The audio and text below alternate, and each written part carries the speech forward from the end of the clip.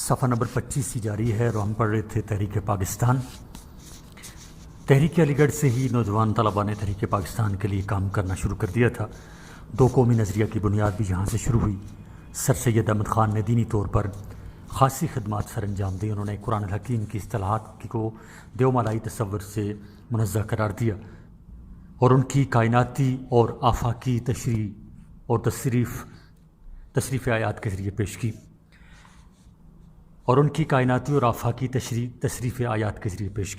ان کی اس خواہش نے، ان کی اس کوشش نے بعد ازاں بر صغیر میں کئی قرآنی فکر کے نامور علماء پیدا کیے۔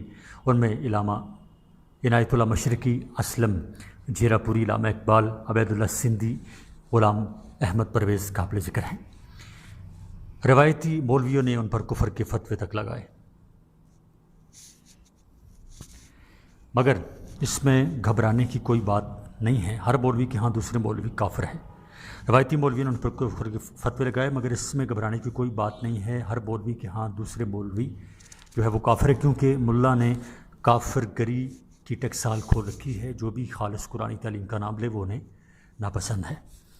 1885 میں A.W. ہیوم نے انڈین نیشنل کانگریس کی بنیاد رکھی۔ اس کے پیچھے لارڈ ڈوفرن گورنر جنرل کا ہاتھ تھا۔ وہ چاہتے تھے کہ ہر سال ہندوستان کے نمائندوں سے سیاسی صورتحال کا پتہ چلتا رہے اور انتظامی امور میں بہتری لائی جائے، مگر سر سید احمد خان نے مسلمانوں کو نصیحت کی کہ وہ اس کانگریس میں حصہ نہ لیں، کیونکہ وہ جانتے تھے کہ اس کانگریس میں ہندو اپنی چال چلیں گے اور مسلمانوں کو خواہ مخواہ اپنے مقاصد کے لیے استعمال کریں گے۔ صفحہ نمبر 26۔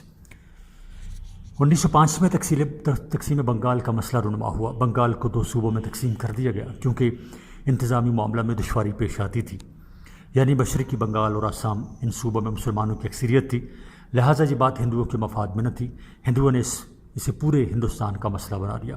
بعد میں جب ہندوؤں کا مطالبہ نہ مانا گیا تو گاندھی نے سودیشی تحریک کا آغاز کر دیا۔ اس تحریک میں ولایتی کپڑے کا بائیکاٹ کیا گیا۔ ہندوؤں نے ولایتی کپڑوں کے ڈھیر سپرد آگ کر دیے۔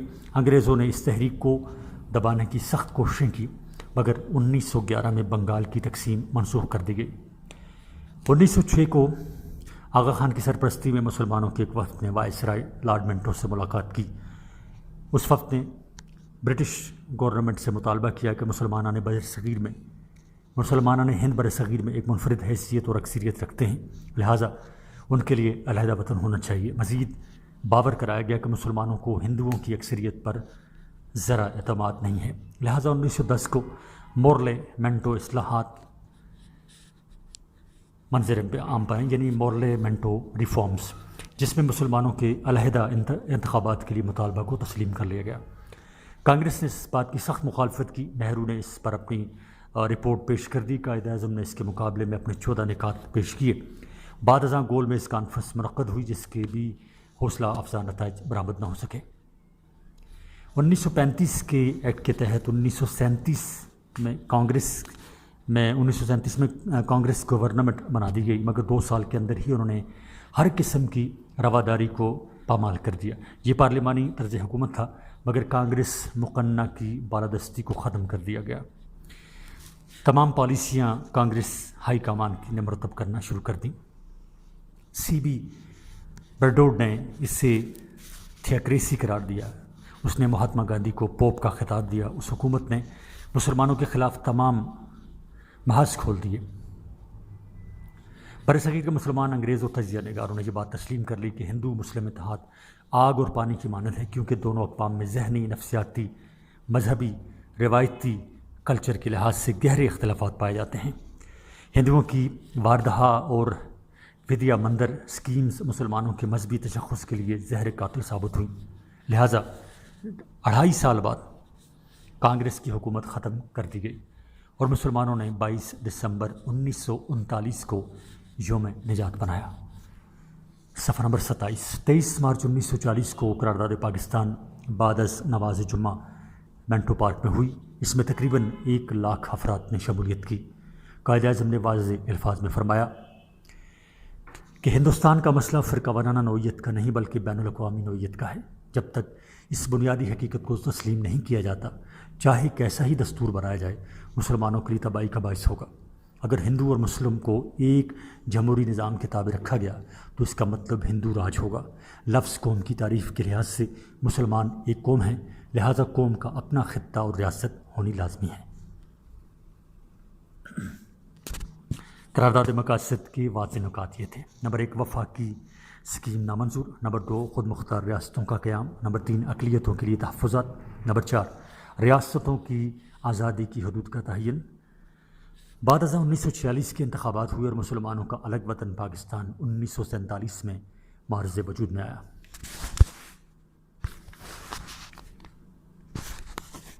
یہ آڈیو ریکارڈنگ آپ کے لیے ہیومینیٹیرین ڈیولپمنٹ آرگنائزیشن ایبٹ آباد کی طرف سے کی گئی۔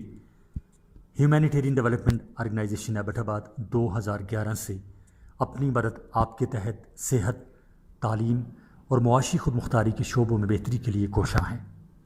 ادارہ نے نہ صرف خیبر پختونخوا بلکہ ملک بھر کے نابینا طلباء کی تعلیمی مشکلات کو دور کرنے کے لیے ایف اے تا M A M S C کے نصابی کتب اور کورسز، جن میں علامہ اقبال اوپر یونیورسٹی کے کورسز بھی شامل ہیں، کو آڈیو ریکارڈنگ میں منتقل کرنے کا اہتمام کیا ہے تاکہ نابینا طلباء اعلیٰ تعلیم تک رسائی حاصل کر کے ملک و قوم کی ترقی میں اپنا بھرپور کردار ادا کر سکیں۔ یہ تمام ریکارڈنگز ادارہ کی طرف سے نابینا طلباء کو بالکل مفت فراہم کی جا رہی ہیں۔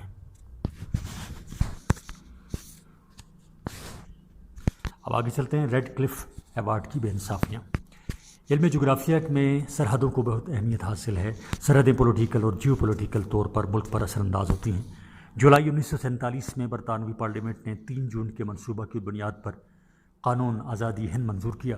اس کے عام نکات میں یہ کہا گیا کہ نمبر 1 15 اگست 1947 کو ہندوستان پر برطانوی اقتدار اعلیٰ ختم ہو جائے گا، لہٰذا انڈیا کو 2 مقتدر اعلیٰ ریاستوں میں تقسیم کر دیا جائے گا۔ نمبر 2 جب تک دونوں ریاستیں اپنے الگ الگ دستور یعنی آئین نہیں بنا لیتیں، اس وقت تک 1935 کا گورنمنٹ آف انڈیا ایکٹ بعض ضروری ترامیم کے ساتھ دونوں ملکوں میں نافذ العمل ہوگا۔ 3 31 مارچ 1948 تک گورنر جنرل مذکورہ ایکٹ میں ترمیم کے مجاز ہوں گے۔ اس کے بعد یہ اختیار دونوں ممالک کی قانون ساز اسمبلیوں کو منتقل ہو جائے گا۔ 4 حکومت برطانیہ وزیر ہند یعنی secretary of state for India کا عہدہ ختم کر دیا جائے گا۔ 5 تاج برطانیہ کے خطابات سے شہنشاہ ہندوستان کا خطاب خارج کر دیا جائے گا۔ 30 جون 1947 پنجاب اور بنگال کے لیے الگ الگ حد بندی کمیشن مقرر ہوئے۔ دونوں کمیشن کا سربراہ اعلیٰ بطور چیئرمین ریڈ کلف مقرر ہوئے۔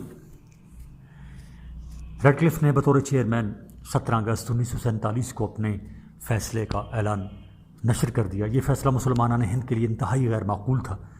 ایک طرف بنگال میں مسلم اکثریت کے باوجود کئی علاقے ہندوستان کے حوالے کیے گئے، دوسری طرف پنجاب میں جلندر، فیروزپور اور گرداسپور کے اضلاع ہندوستان کے حوالے کیے گئے۔ صفحہ نمبر 28۔ حالانکہ گرداسپور، فیروزپور اور تحصیل زیرہ کار پر پاکستان کا حق ریڈ کلف نے قبول کیا تھا۔ یہ بات بھی منظر عام پر آئی کہ ماؤنٹ بیٹن اور براہ راست کمیشن کے فیصلے پر اثر انداز ہوا تھا، خاص طور پر انڈیا کو گرداسپور دے کر اس نے کشمیر پہنچنے کا راستہ فراہم کر دیا تھا۔ لہٰذا اس طرح نہ ختم ہونے والا تنازع کشمیر دونوں ممالک میں آج تک قائم ہے۔ برطانوی ہند کی 10 شاہی ریاستوں نے پاکستان میں شامل ہونے کا فیصلہ کیا، خاص طور پر جونا گڑھ اور مناور کے مسلمان سربراہوں نے پاکستان میں شمولیت کا اعلان کیا تھا۔ ان ریاستوں کی آبادی کی اکثریت ہندو تھی، لہٰذا بھارت نے فوج کشی کر کے اس پر قبضہ کر لیا۔ کشمیر میں 90% آبادی مسلمان تھی۔ یہاں کا حکمران غلام سنگھ ہندو تھا، اس نے ہندوستان کے ساتھ علاقے کا اعلان کیا اور بھارت نے اپنی فوجیں کشمیر میں داخل کر دیں۔ یہ سراسر ہندوؤں کی چالاکی اور مکاری تھی۔ حیدرآباد ایک بہت بڑی ریاست تھی۔ یہ ریاست چاروں اطراف سے ہندوستانی علاقے میں گھری ہوئی تھی۔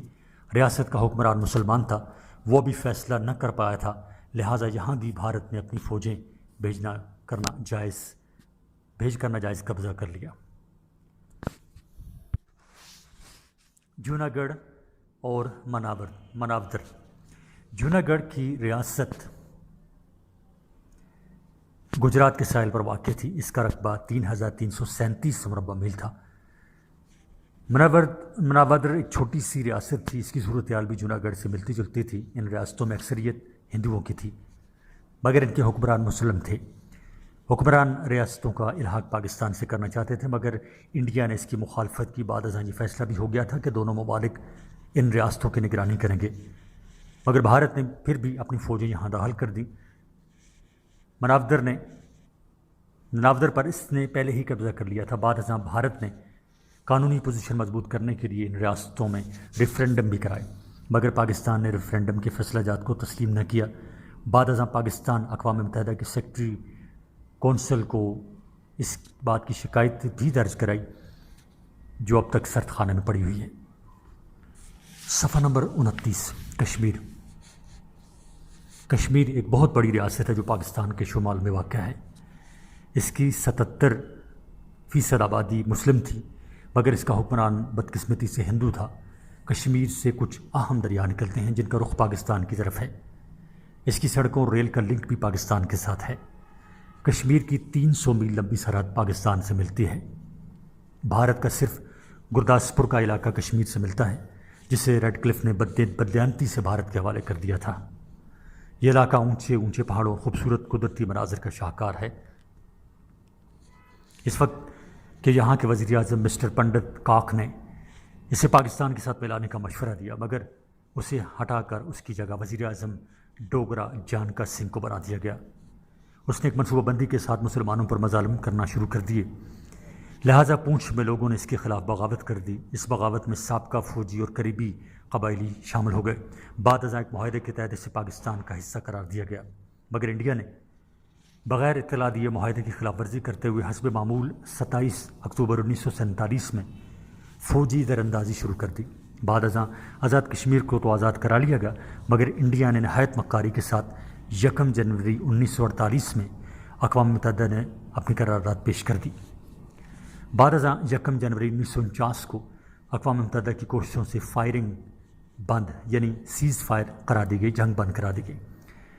5 جنوری 1949 میں اقوام متحدہ نے ایک قرارداد پاس کی کہ کشمیر میں اقوام متحدہ کی زیر نگرانی استصواب رائے یعنی پلیبسائٹ کرایا جائے گا، تاکہ عوام اپنے مستقبل کا فیصلہ کر سکیں، مگر یہ استصواب رائے بھارت کی ہٹ درمی پالیسی کی وجہ سے اب تک نہیں ہو سکا۔ بھارت نے ہمیشہ اس موضوع سے کرنی کترائی ہے اور کسی قسم کی ثالثی کو تسلیم کرنے سے انکار کیا ہے۔ کشمیر ایک جھگڑا بن گیا ہے، نہ جانے کب ختم ہوگا۔ مشرقی پاکستان۔ پاکستان کا ایک یونٹ مشرقی پاکستان کہلاتا تھا۔ بنگال، سلہٹ اور ضلع آسام کے بڑے حصوں پر مشتمل تھا۔ اسے مشرقی پاکستان کا نام دیا گیا۔ بعد ازاں 1971 کو یہ مغربی پاکستان سے علیحدہ ہو گیا۔ اس کی علیحدگی میں اپنے اور بیگانوں کی خطرناک غلطیاں کر فرماتیں۔ بعد ازاں فروری 1947 کی دوسری اسلامی سربراہی کانفرنس کے موقع پر اسے پاکستان نے تسلیم کر لیا۔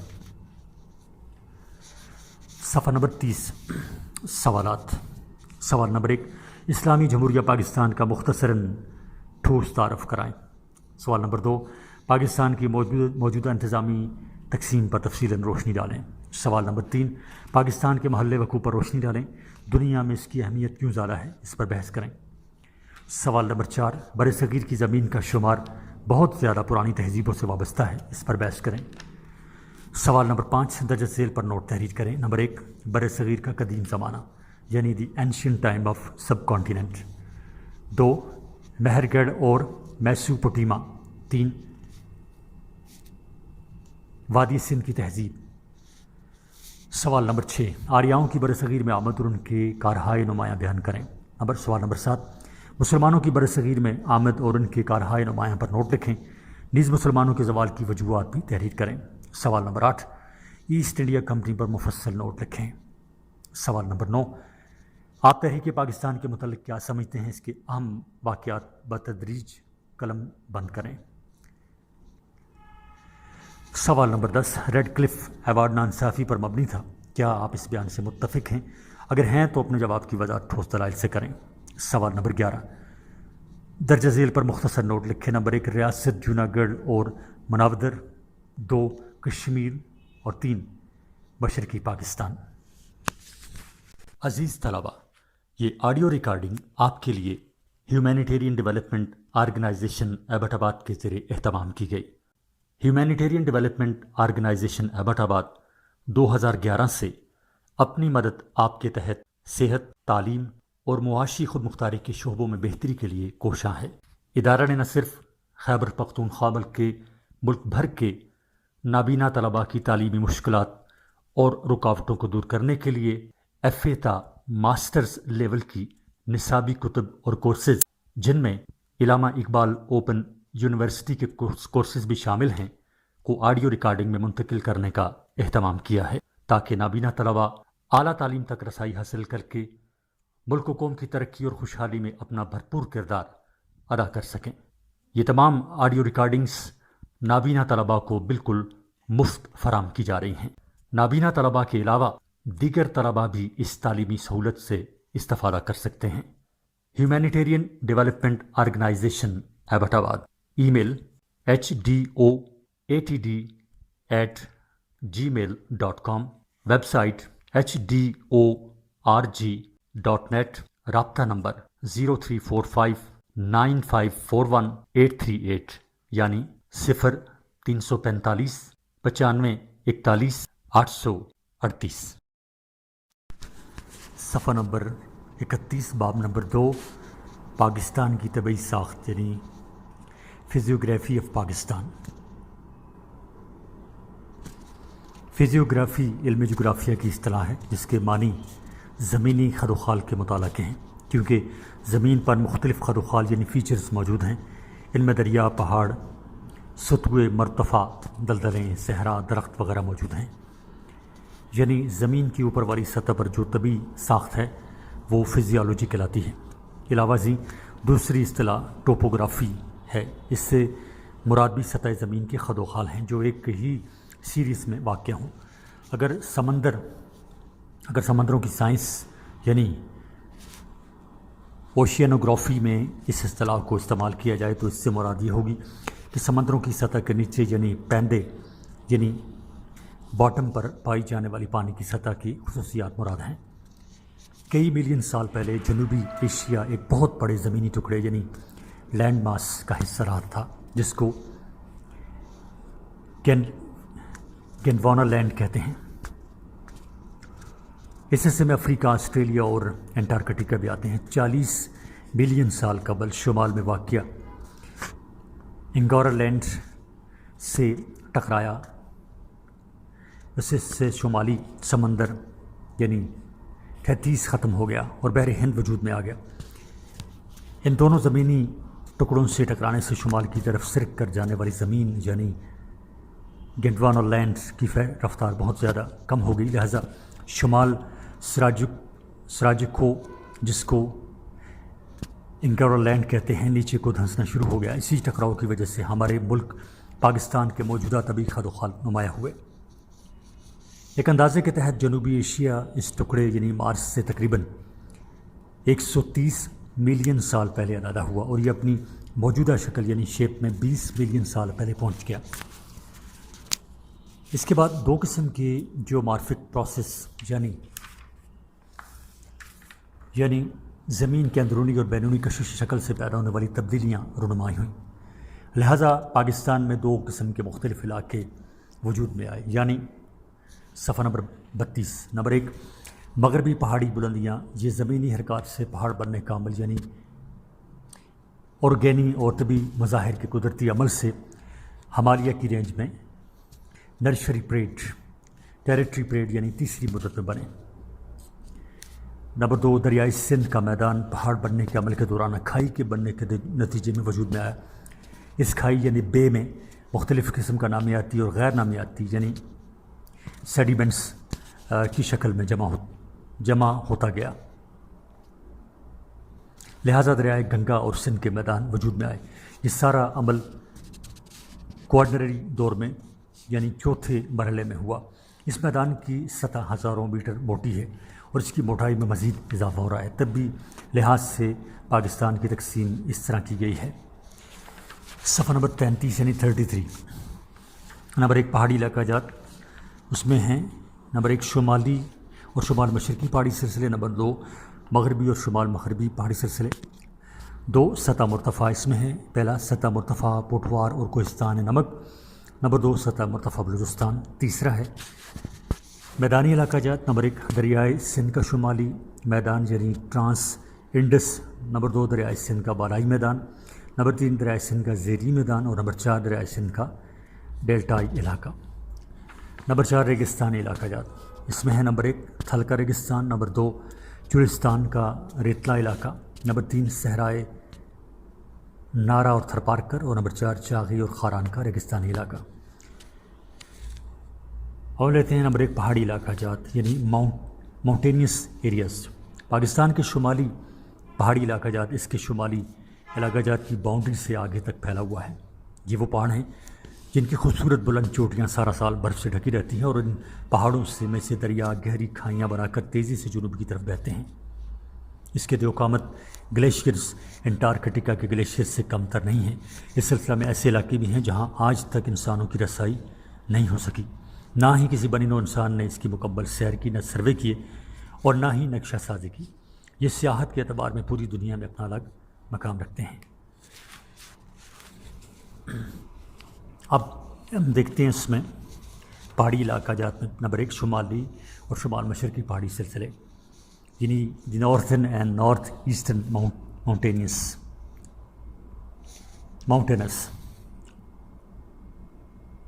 پاکستان کا شمالی علاقہ کو ہمالیہ اس کی ملحقہ شاخوں اور قراقرم کی عظیم بلند پہاڑی سلسلوں میں گھرا ہوا ہے۔ ان کی چوڑائی 320 کلومیٹر سے اوپر ہے۔ یہ دنیا کا کم عمر پہاڑی سلسلہ ہے جس نے اپنی حالیہ بلندی تقریباً پچھلے 10 لاکھ سال میں حاصل کی۔ یہ پہاڑی سلسلہ جات مشرق اور مغرب میں متوازی شکل میں پھیلے ہوئے ہیں۔ ان کے دامنوں اور پہلو میں سرسبز پہاڑی وادیاں اپنا حسن و جمال جگائے ہوئے ہیں۔ پاکستان کے شمالی پہاڑی علاقہ جات پہاڑوں میں گھرے ہوئے ہیں۔ اسی سلسلہ کے درمیان قاغان، مری، سوات، دیر، ہنسا، آزاد کشمیر کی خوبصورت وادیاں ہیں۔ ان علاقہ جات کو ہم مزید 4 حصوں میں تقسیم کر سکتے ہیں۔ صفحہ نمبر 34۔ نمبر 1 سوالک کا پہاڑی سلسلہ، نمبر 2 پیر پنجال کا پہاڑی سلسلہ، نمبر 3 کوہ ہمالیہ کا پہاڑی سلسلہ، اور نمبر 4 کوہ قراقرم کا پہاڑی سلسلہ۔ نمبر 1 سوالک کا پہاڑی سلسلہ، اور اب پڑھ رہے ہیں ہم یہ سارا تفصیل کے ساتھ۔ جو نمبر 1 ہم نے پڑھا تھا پہاڑی علاقہ جات، اس کے اندر پھر شمالی اور مشرقی پہاڑی سلسلے، اور پھر اس کے اندر ذیلی یہ چیزیں آئی ہیں: سوالک کا پہاڑی سلسلہ، پیر پنجال کا پہاڑی سلسلہ، کوہ ہمالیہ کا پہاڑی سلسلہ، اور نمبر 4 کوہ کرم کا پہاڑی سلسلہ۔ اب یہ جو ذیلی اس کے اندر پہاڑی سلسلے ہیں ان کا ہم دیکھتے ہیں۔ نمبر 1 سوالک کا پہاڑی سلسلہ، دی سب ہمالیاز یا سیوالک رینجز۔ یہ سلسلہ سب سے کم بلند ہے۔ یہ ہمالیہ کے پہاڑوں کے انتہائی جنوب میں مشرق سے مغرب کی طرف پھیلا ہوا نظر آتا ہے۔ ان کی اوسط بلندی 600 تا 1200 میٹر ہے۔ اس سلسلہ میں کہیں تہیں اور کریک یعنی فولڈڈ اینڈ فالٹڈ عام ہیں۔ اس میں جنوبی ہزارہ، مری، اٹک، راولپنڈی کے بعض علاقے شامل ہیں۔ اس پہاڑی سلسلے میں پھل اور فصلیں پیدا ہوتی ہیں۔ نمبر 2 پیر پنجال کا پہاڑی سلسلہ یعنی the lower Himalayas Pir Panjal ranges. اس کو لیسر ہمالیاز رینج بھی کہتے ہیں۔ یہ سوالک کے سلسلہ جات کے شمال میں مشرق اور مغرب کی طرف پھیلا ہوا ہے۔ اس کی بلندی 1800 تا 4600 میٹر ہے۔ کشمیری اس سے ہی پیر پنجال کے نام سے موسوم کرتے ہیں۔ پاکستان میں یہ پہاڑی سلسلہ جنوب سے مغرب کی طرف مڑا ہوا ہے۔ یہ سلسلہ ہزاروں سال پہلے عملے تہداری یعنی فولڈنگ، عملے کٹاؤ یعنی فالٹڈ، اور آندھیوں کے ذریعے دور کی مٹی جمع کرنا یعنی اوور تھرسٹنگ کی وجہ سے وجود میں آیا۔ اس میں بٹگرام، مانسیرا، ایبٹ آباد اور ضلع راولپنڈی کا شمالی علاقہ شامل ہے۔ اسی سلسلہ میں پاکستان کے مشہور صحت افزا مقامات مثلاً مری، نتھا گلی، گھوڑا گلی واقع ہیں۔ مری کا شہر 2269 میٹر بلندی پر واقع ہے، جہاں مونسون کی بارش زیادہ ہوتی ہے، جس کی مقدار 64 میٹر سالانہ ہے۔ یہاں گرمی کا موسم خوشگوار اور سردی کا موسم بہت سرد ہوتا ہے۔ موسم سرما میں اکثر برف باری ہوتی ہے، مگر اس علاقے میں کوئی گلیشیئر نہیں پایا جاتا۔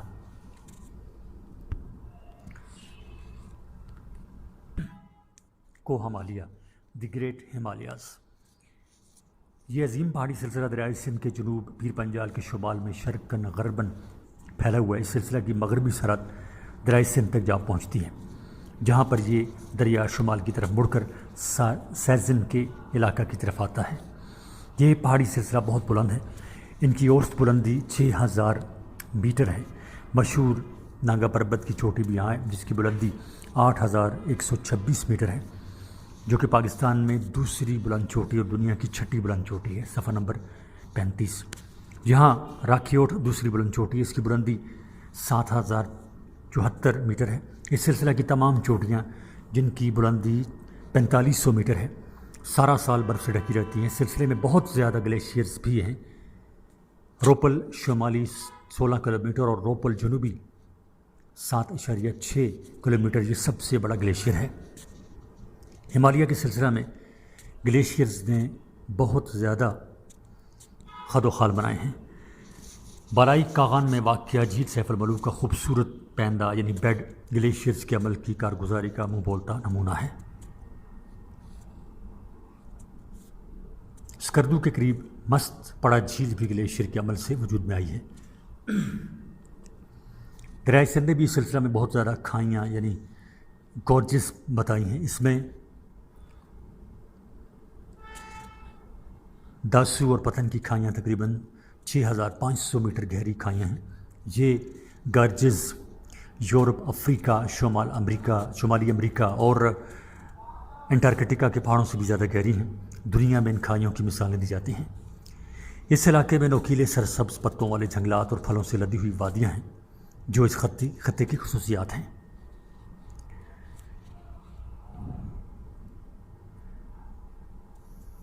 آگے اس میں ہے نمبر 4 کوہ قراقرم کا پہاڑی سلسلہ، یعنی دی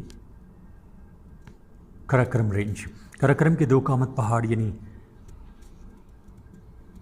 جینٹکس ماؤنٹنز کوہ تبت چین سے کوہ ہندو کش کے مغرب تک پھیلے ہوئے ہیں۔ ان دونوں پہاڑی سلسلہ جات کے درمیان واضح حد بندی نہیں ہے، مگر دریائے ہنزا اور دریائے گلگت ان دونوں سلسلوں کو تقسیم کرنے کا واحد ذریعہ ہیں۔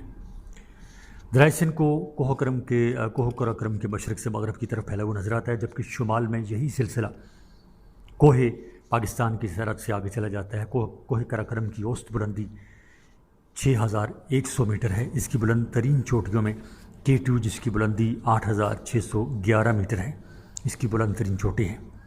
یہ ماؤنٹ ایورسٹ کے بعد دنیا کی دوسری بلند ترین چوٹی ہے۔ یہ سلسلہ کئی متوازی سلسلوں میں پھیلا ہوا ہے۔ ان سلسلوں میں دیوسائی سلسلہ بہت اہمیت کا حامل ہے۔ ان کی 33 یعنی 33 چوٹیاں ایسی ہیں جن کی بلندی 7000 میٹر سے زیادہ ہے۔ یہاں کی بلند ترین پہاڑی چوٹیاں سارا سال برف سے ڈھکی رہتی ہیں۔ اس سلسلہ میں 18 سے زائد گلیشیئرز ایسے ہیں جن کی چوٹیاں 2 تا 72 میٹر سے زیادہ ہیں۔ تمام گلیشیئرز پہاڑوں کی چوٹیوں پر ہیں۔ یہاں سب سے لمبا گلیشیئر سیاچن ہے، جس کی لمبائی 3 کلومیٹر ہے۔ بیافو 62.5 kilometre, ہسپار 60 kilometre, باتورا 55 kilometre, Baltoro 55 kilometre اور زبرل 2 33 یعنی 33 کلومیٹر ہے۔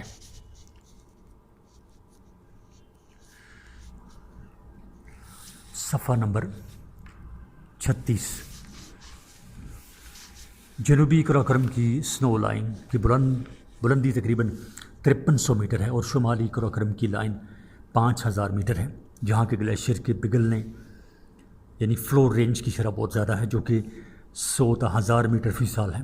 ان گلیشیئرز نے فلو یعنی کرتے ہوئے یہاں بہت سی اشکال بنائی ہیں، مثلاً یو طرز کی وادی، یو شیپڈ ویلیز، سرک سے مراد ایسی شکل ہے جو کہ گہری، خالی، تیز طریقے سے کٹا ہوا پہاڑی بوجھ ہے جس کو بلندی سے کاٹا گیا ہو۔ یہ برف کے ٹوٹنے سے بنتی ہے اور پھر کٹا ہوا مواد یعنی فراسٹ آدھے پیالے کی شکل میں جم جائے اور بننے والی وادی کا فرش ٹوٹی ہوئی برف سے بھر جائے اور وہ برف وہاں جم جائے۔ تصور کریں کیسا خوبصورت منظر ہوگا۔ صفحہ نمبر 36 جاری ہے۔ لٹکتی ہوئی وادیاں یعنی ہینگنگ ویلیز، یعنی وادی کی ایسی شکل جس کی بلندی بہت ہو اور اس کے جنکشنز سے اس کی شاخیں پھوٹتی ہوں۔ یہ عمل تب ہوتا ہے جب کوئی گلیشیئر نہایت تیزی سے اپنی سطح سے کھسکے۔ اس طریقے سے بننے والی وادی گہری ہوتی ہے۔ اگر یہ برف کسی اور وادی پر گرے تو وہ اور بھی گہری ہو جائے گی۔ قرآن کرم کے سلسلے میں چلنا پھرنا یعنی موومنٹ خاصا دشوار کام ہے۔ یہاں سب سے زیادہ درے یعنی پاسز ہیں۔ درہ قرآن کرم کی بلندی 5568 میٹر ہے۔ یہ سب سے اونچا درہ ہے۔ اس سلسلے کا درہ خنجراب بہت اہمیت کا حامل ہے۔ یہ قرآن کرم ہائی وے کے ذریعے پاکستان اور چین کو آپس میں ملاتا ہے۔ قرآن کرم کے بعض علاقوں میں جیپ کے ذریعے سفر کیا جا سکتا ہے مگر یہ خطرے سے خالی نہیں ہے۔ یہاں سواری جانوروں کے ذریعے کی جاتی ہے۔ ان جانوروں کو فٹ اینڈ پیک اینیملز کہتے ہیں۔ Foot and pack animals. اس کی چوٹیاں سر کرتے ہوئے بہت سے غیر ملکی اور ملکی افراد لقمہ اجل بن چکے ہیں۔ ان میں اکثر کی لاشیں ابھی وہاں پڑی ہوئی ہیں جہاں وہ گرے۔ آگے ایک چارٹ ہے، اس پر لکھا ہوا ہے نام درہ کس کو آپس میں ملاتا ہے اور بلندی میٹرز میں۔ درہ ہے جی درہ خنجراب، یہ ملاتا ہے وادی حنزہ کو چین کے صوبہ سنکیانگ سے، اور اس کی بلندی ہے میٹرز میں 7433 یعنی 7433 میٹرز۔ اگلا درہ ہے درہ لاواری، یہ ملاتا ہے وادی دیر کو وادی چترال کے ساتھ۔ اس کی بلندی ہے 3188 میٹر۔ درہ شزور ہے آگے، درہ شزور وادی گلگت کو وادی چترال سے ملاتا ہے اور اس کی بلندی ہے 3726 میٹر۔ اگلا درہ ہے درہ منٹاکا، اور یہ درہ ملاتا ہے وادی حنزہ کو قاشقر چین کے ساتھ اور اس کی بلندی ہے 3871 میٹر۔ درہ کلک بھی کہتے ہیں، درہ کلک، اور یہ ملاتا ہے وادی حنزہ کو سنکیانگ یعنی چین کا صوبہ سنکیانگ اس کے ساتھ، اور اس کی بلندی ہے 4827 میٹر۔ صفحہ نمبر 37 سے سلسلہ کی عام پہاڑی چوٹیاں یہ ہیں۔ براڈ پیک، بلندی اس کی 8047 میٹر۔ دوسری ہے گشا بردم 8068 میٹر۔ راکا پوشی، اس کی بلندی ہے 7778 میٹر۔ ڈس ڈنگل وغیرہ۔ صفحہ نمبر 38 نمبر 2 شمال مغربی اور مغربی علاقہ جات کے پہاڑی سلسلے۔ The north western and western mountains, یہ سلسلے مغربی اور شمال مغربی علاقوں میں پھیلے ہوئے ہیں۔ یہ کوہ ہمالیہ کی مغربی شاخیں ہیں جو کہ سطح مرتفع یعنی پامیر پلیٹو سے ہوتی ہوئی پاکستان کی مغربی سرحد اور افغانستان کے اندر تک پھیلی ہوئی نظر آتی ہیں۔ یہ پہاڑ مشرقی پہاڑوں کے مقابلے میں کم بلندی کے حامل ہیں۔ اس پہاڑی سلسلے کی آب و ہوا گرم اور خشک ہے۔ یہ پہاڑ اپنا رخ شمال مشرق سے جنوب مغرب کی طرف کیے ہوئے ہیں۔ یہی پہاڑی سلسلہ پاکستان اور افغانستان کے درمیان سرحدی باؤنڈری بناتے ہیں۔ ان پہاڑوں کے درے دشوار گزار ترین ہیں۔ مغربی پہاڑ مزید کئی سلسلوں میں تقسیم کیے جا سکتے ہیں۔ نمبر 1 کوہ ہندوکش، نمبر 2 کوہ سفید، نمبر 3 وزیرستان کی پہاڑیاں، نمبر 4 کوہ سلیمان اور نمبر 5 کوہ کیرتھن۔ اس میں اب دیکھیں نمبر 1 کوہ ہندوکش، دی ہندوکش ماؤنٹینس۔ ساختی اعتبار سے کوہ ہندوکش کو کوہ قرآن کرم کی ایک جاری شدہ شاخی ہے۔ یہ سلسلہ پاکستان اور افغانستان کے بارڈرز کے ساتھ شمال مغرب کی طرف پھیلا ہوا ہے۔ اس کا بیشتر حصہ افغانستان کے اندر تک پھیلا ہوا ہے۔ یہ علاقہ زلزلوں کا مرکز ہے۔ اگر جنوب کی طرف نقشے پر نظر دوڑائیں تو یہ سلسلہ دریائے کابل تک پھیلا ہوا دکھائی دیتا ہے۔ علاوہ ازیں یہ پہاڑی سلسلہ چترال، دیر، سوات اور شمالی علاقہ جات کا مغربی حصہ بھی ہے، اپنے گھیرے میں لیے ہوئے ہیں۔ ہمالیہ کی طرف اس سلسلہ کی پہاڑی چوٹیاں بھی سالہ سال برف سے ڈھکی رہتی ہیں۔ دریائے حنزہ اور دریائے گلگت کے پانی کی شاخیں یعنی آربیٹریئرز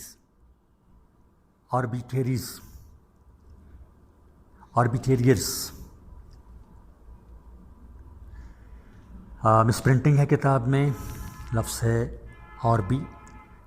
آربیٹریئرز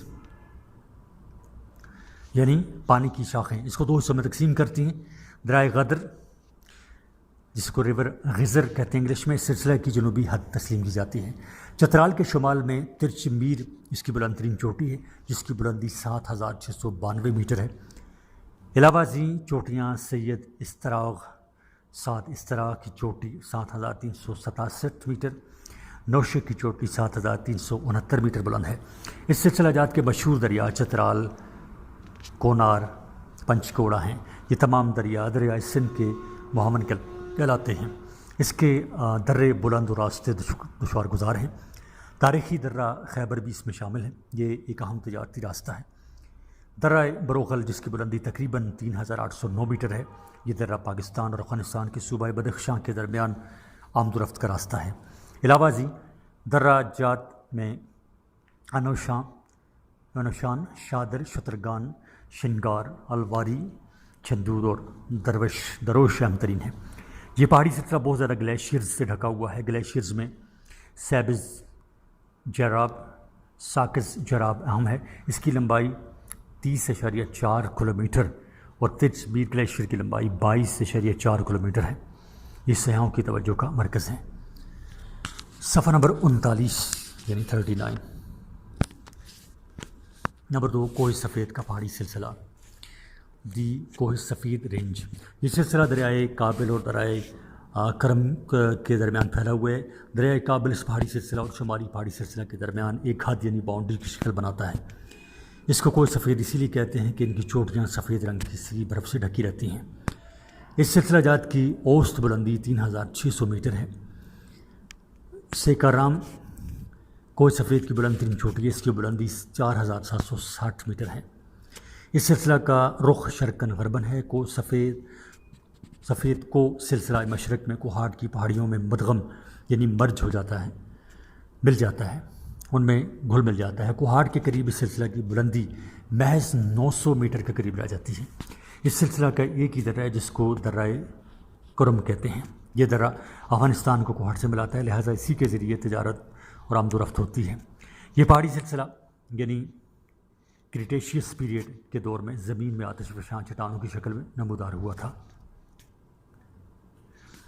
لہٰذا یہ سب سے زیادہ معدنیات سے بھرا ہوا علاقہ یعنی ہائیلی منرل رچ زون ہے، جس کو رامزک کہتے ہیں۔ یہ آتش فشانی یعنی اگنیوس ایکٹیویٹی کی وجہ سے وجود میں آیا۔ نمبر 3، وزیرستان کی پہاڑیاں، دی وزیرستان ہلز۔ کوہ سفید کے جنوب میں دریائے کرم اور گومل کے درمیان یہ پہاڑی سلسلہ پھیلا ہوا ہے۔ پہاڑیوں کا رخ مشرق سے مغرب کی طرف ہے۔ اس کی اوسط بلندی 1500 تا 13000 میٹر تک ہے۔ یہ پہاڑی سلسلہ بھی حد کا کام دیتا ہے۔ یہاں پر بہتے ہوئے دریاؤں مثلاً دریائے ٹوچی، کومل نے اپنی تراش خراش کے ذریعے مختلف درے بنا دیے ہیں، جو کہ افغانستان اور پاکستان کے درمیان گزرگاہ کا اہم ذریعہ ہیں۔ یہیں سے جنوبی ایشیا کا کلچر سفر کرتا ہوا کہیں اور پہنچتا ہے۔ یہاں خوبصورت مناظر کی بھرمار ہے۔ درہ خیبر پاکستان کو کابل کے ساتھ ملانے کا ایک ذریعہ ہے۔ درہ کرم، ٹوچی اور گومل اہم ہیں۔ یہ درے دریاؤں پر واقع ہیں اور دریاؤں کی نسبت سے ان کا نام رکھا گیا ہے۔ انہی دریاؤں نے اپنی گزرگاہ کو تراش خراش کر یہاں جو خوبصورت وادیاں تشکیل دی ہیں، جو کہ یہ ہیں: نمبر 1، وادی پشاور یعنی valley of Peshawar. Number 2، Kohat کی وادی، کوہاٹ۔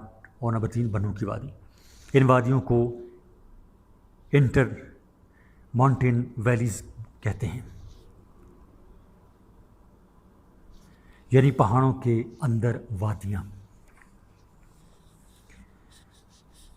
چونکہ ماسوائے مشرق کے ان وادیوں کے تینوں اطراف پہاڑ ہیں، یہاں یہ پہاڑ وادی سندھ کو کھولتے ہیں اور یوں انہی وادیوں میں دریائے کابل، کوہاٹ، کرم اور ٹوچی سنگم کر کے دریائے سندھ سے ملتے ہیں۔ صفحہ نمبر 40، وادی پشاور۔ یہ ان تینوں وادیوں میں سب سے بڑی وادی ہے۔ اس کی بلندی 300 میٹر ہے۔ یہ وادی دریائے کابل سے سیراب ہوتی ہے اور اس کی یہ مشہور شاخ سوات سے نکلتی ہے۔ اس وادی کا پیندہ یعنی بیسن گہرا ہے، جو کہ گہرے ایلیویم یعنی چلتے ہوئے تیز پانی کے زرخیز مواد کا زمین پر جمع ہو جانے سے بھرا پڑا ہے، اور پہاڑیوں کے دامن میں یعنی گریول یعنی قدرتی عمل فرسودگی اور چلتے ہوئے پانی کی رگڑ سے زراعت کا گول ہو کر سائز 2 ملی میٹر ہو جانے سے مٹی نما زرخیز زراعت سے عبارت ہے۔ وارسک ڈیم کی نہریں اور اپر اور لوور سوات کی نہریں یہاں کی آبپاشی کا بڑا ذریعہ ہیں۔ اس وادی کے بعض حصے سیم اور تھور یعنی واٹر لاگنگ اینڈ سیلینٹی سے متاثر ہو گئے ہیں۔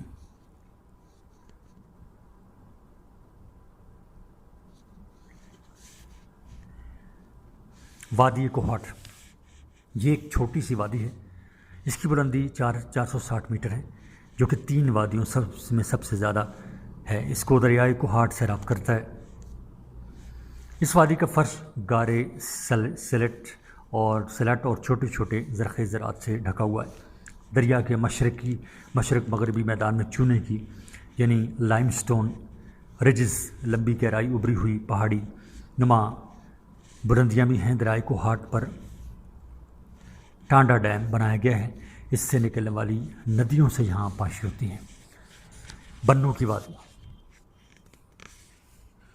اس کی اونچائی 150 میٹر ہے۔ اس کا پیندہ یعنی بیسن کا مبرا ہوا ہے اور یہ پہاڑیوں اور پہاڑوں سے گرا ہوا ہے۔ جغرافیہ کی ٹرم میں بیسن سے مراد ہے a shadow ditch in the land surface. In geology, it is an area in which the rocks dip towards a central spot. Basin tend to be accentuated by continued down sinking and thus receive thicker deposits of sediment than surrounding area.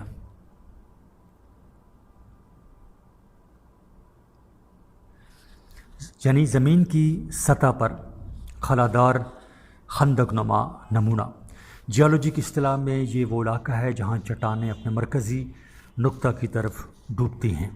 پیندے سے مراد ایک نیچے گرنے والا زوردار مواد ہے۔ اس کی سطحیں کٹ پھٹ جاتی ہیں اور موٹی تہہ کا مواد اس علاقے میں پھیل کر جگہ گھیر لیتا ہے۔ اس کو پیندہ کہتے ہیں یا یہ پیندہ کہلاتا ہے۔ صفحہ نمبر 41۔ اپنے مشرق کی سمت میں یہ وادی دریائے سندھ کے میدانی علاقے میں کھل جاتی ہے۔ اگرچہ کرم اور ٹوچی اس وادی کے بڑے دریا ہیں، مگر چھوٹی چھوٹی پہاڑیوں سے نکلنے والے چشمے بھی اس وادی کا سیراب کرتے ہیں۔ ان ندیوں کے ذریعے پہاڑیوں سے بڑے بڑے پتھر یعنی باؤلڈرز اور گارے کا مواد وادی میں جمع ہو جاتا ہے۔ کرم دریا پر تعمیر ہونے والا ڈیم اس وادی کو سیراب کرتا ہے۔ نمبر 4، کوہ سلیمان، دی سلیمان ماؤنٹینز۔ یہ پہاڑی سلسلہ دریائے گومل سے شروع ہوتا ہے اور 400 کلومیٹر جنوب میں وادی کوٹا تک پھیلا ہوا ہے۔ اس پہاڑی سلسلہ کی بلندی شمال سے جنوب کی طرف کم ہوتی جاتی ہے۔ شمال میں اس کی بلندی 3448 میٹر اور جنوب میں 1575 میٹر ہے۔ اس سلسلہ کی بلند ترین چوٹی کا نام تخت سلیمان ہے، جس کی بلندی 3487 میٹر ہے۔ جنوب میں یہ پہاڑی سلسلہ 120 کلومیٹر لمبا ہو کر مری اور بگٹی کی پہاڑیوں میں جمع ہو جاتا ہے۔ ان پہاڑیوں کی یہ مری جو ہے یہ کوٹا یعنی بلوچستان والا مری ہے۔ ان پہاڑیوں کی اوسط بلندی 600 سے لے کر 1000 میٹر تک ہے۔ یہ سلسلہ شمال اور جنوب میں کئی متوازی سلسلہ جات میں تقسیم ہو جاتا ہے۔ ان کے درمیان زرخیز وادیاں ہیں۔ مشرق اور مغرب میں یہ پہاڑ مزاحمت کا سامان پیدا کرتے ہیں اور وہ بولان اور دریائے بولان آمد و رفت کے لیے اہم کردار اہم کردار ادا کرتے ہیں۔ یہ بھی دریا آخر کار دریائے سندھ میں گر جاتے ہیں۔ اس سلسلہ کی پیچیدہ شکل کو زرہم ناٹ یعنی سینٹیکسس زرغم ناٹ آف کوٹا کہتے ہیں۔ یہ پہاڑیاں تکونی شکل میں 190 میٹر لمبی اور 50 کلومیٹر چوڑی ہیں۔ اس میں زرغم کی چوٹی لوئس سار کو اہم حیثیت نمایاں ہے۔ مغرب میں ہوتا ہوا یہ پہاڑی سلسلہ جنوب کی طرف مڑ جاتا ہے۔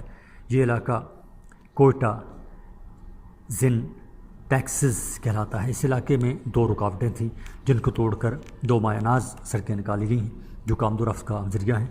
ایک سڑک ذوب یعنی بلوچستان سے نکل کر ڈیرہ اسماعیل خان یعنی شمالی علاقہ سرحد کو جاتی ہے یعنی موجودہ خیبر پختونخوا۔ دوسری سڑک بلوچستان کے علاقہ لورا لڑائی سے نکالی گئی جو پنجاب کے صوبے ڈیرہ غازی خان میں آتی ہے۔ نمبر 5، کوہ کیرتھر ماؤنٹینز۔ یہ سلسلہ کوہ سلیمان کے جنوب مشرق میں شمالاً جنوباً سندھ اور بلوچستان کی سرحدوں کے ساتھ پھیلا ہوا ہے۔ یہ سلسلہ دریائے سندھ کے زیریں میدان کو صوبہ بلوچستان سے علیحدہ کرتا ہے۔ یہ سلسلہ 400 کلومیٹر لمبا اور 30 کلومیٹر چوڑا ہے۔ شمال میں ان پہاڑوں کو ناگان کہا جاتا ہے۔ یہ پہاڑ آخر کار جنوب کی طرف سندھ کے کوہستان میں ضم ہو جاتا ہے۔ یہاں کم تر پہاڑی سلسلے بھٹ، بھدرا اور کوتھر سے الگ کرنے کا ذریعہ ہیں۔ میں درہ بولان کا واحد ذریعہ جو کوسلمان کو کوتھر سے الگ کرنے کا ذریعہ ہے۔ صفحہ نمبر 42۔ یہ واحد درہ ہے جو سندھ اور بلوچستان کے درمیان راستے کا کام دیتا ہے۔ اس پہاڑی سلسلہ کے اہم دریا حب اور لیاری ہیں۔ جب یہ پہاڑی سلسلہ بحیرہ عرب کی طرف بڑھتا ہے تو یہ اپنا رخ ساحل بلوچستان کے مشرق اور مغرب کی طرف کر لیتا ہے۔ یہاں ان کو کوہ مکران کہا جاتا ہے۔ آخر یہ سلسلہ اپنا سفر طے کرتا ہوا ایران کے کوہ راگراس میں مدغم ہو جاتا ہے۔ کوہ مکران کے شمال میں پہاڑوں کا ایک متوازی سلسلہ ہے جس کو سہان کا نام دیا گیا ہے اور شرقاً غرباً پھیلا ہوا ہے۔ یہ سارے کا سارا پہاڑی سلسلہ بنجر ہے۔ یہاں آبادی بھی کم ہے۔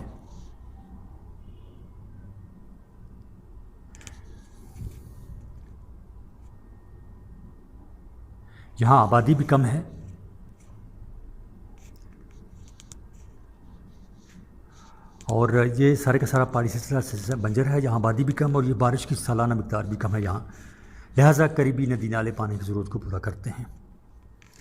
آگے ایک چارٹ ہے سامنے پاکستان کی پہاڑوں کے متعلق یاد رکھنے والی معلومات۔ چوٹی کا نام، پہاڑی سلسلہ، اونچائی میٹرز میں اور چوٹی سر ہونے کا سال، یہ کالمز ہیں۔ چوٹی ہے جی K2، سلسلہ اس کا پہاڑی سلسلہ ہے قراقرم، بلندی ہے اس کی میٹرز میں 8611 میٹر، اور چوٹی سر ہونے کا سال ہے، اس کو سر کیا گیا تھا 1954 میں، یعنی اس پر جو لوگ پہنچے تھے سب سے پہلے۔ دوسری چوٹی ہے ناگا پربت، یہ پہاڑی سلسلہ ہمالیہ اس کا پہاڑی سلسلہ ہے، اس کی بلندی ہے 8126 میٹر اور چوٹی سر کی گئی تھی یہ 1953 میں۔ تیسری چوٹی ہے جی کھشر برم 1 اور یہ سلسلہ قراقرم کی چوٹی ہے، 8068 میٹر اس کی اونچائی ہے، 1958 میں اس کو سر کیا گیا تھا۔ براڈ سلسلہ ہے چوٹی کا نام ہے براڈ اور اس کا سلسلہ ہے قراقرم پہاڑی سلسلے کا، اس کی بلندی 8047 میٹر اور 1957 میں اس کو سر کیا گیا تھا۔ آگے جی کھشر برم 2 اور اس چوٹی کو اس کا سلسلہ ہے قراقرم کا، اونچائی اس کی ہے 8035 میٹر اور اس کو سر کیا گیا تھا 1956 میں۔ اگلی چوٹی ہے کھشر برم 3، سلسلہ ہے پہاڑی قراقرم، بلندی ہے 7952 میٹر اور 1975 میں اس کو سر کیا گیا تھا۔ آگے جی کھشر برم 4 اور اس چوٹی کا سلسلہ بھی قراقرم ہی ہے پہاڑی سلسلہ اور اس کی بلندی ہے 7925 میٹر، سال ہے اس کا 1958۔ اگلی چوٹی کا نام ہے راکا پوشی اور اس کا سلسلہ پہاڑی جو ہے وہ بھی قراقرم ہے، بلندی ہے اس کی 7788 میٹر اور 1958 میں اس کو سر کیا گیا تھا۔ اگلی چوٹی ہے ترچمیر اور یہ پہاڑی سلسلہ اس کا ہے ہندوکش اور اس کی بلندی ہے 7690 میٹر اور اس کو سر کیا گیا تھا 1950 میں۔ آگے جی نوشاخ، چوٹی کا نام ہے نوشاخ، سلسلہ ہے پہاڑی اس کا ہندوکش، میٹرز میں اس کی اونچائی ہے 7484 میٹرز اور اس کو سر کیا گیا تھا 1960 میں۔ صفحہ نمبر 42 سے جاری ہے۔ انتخاب شدہ ہمالیہ، قراقرم اور ہندوکش کے مشہور گلیشیئرز کے بارے میں معلومات۔ گلیشیئر کا نام ہے جی سیاچن اور اس کی جو لمبائی ہے کلومیٹر میں وہ ہے 72 کلومیٹر لمبائی گلیشیئر ہے سیاچن اور پہاڑی سلسلہ قراقرم ہی ہے۔ اس گلیشیئر سے نکلنے والا دریا ہے شیوک۔ آگے مسپرنٹنگ ہے گلیشیئر کی، آخری نام اس کا نظر آ رہا ہے یافو، اب ٹوٹلی مسپرنٹ ہے یافو اور اس کی جو بلندی ہے وہ ہے کلومیٹر میں 62.5 کلومیٹر۔ پہاڑی سلسلہ اس کا قراقرم اور اس گلیشیئر سے نکلنے والا دریا ہے برلاڈو۔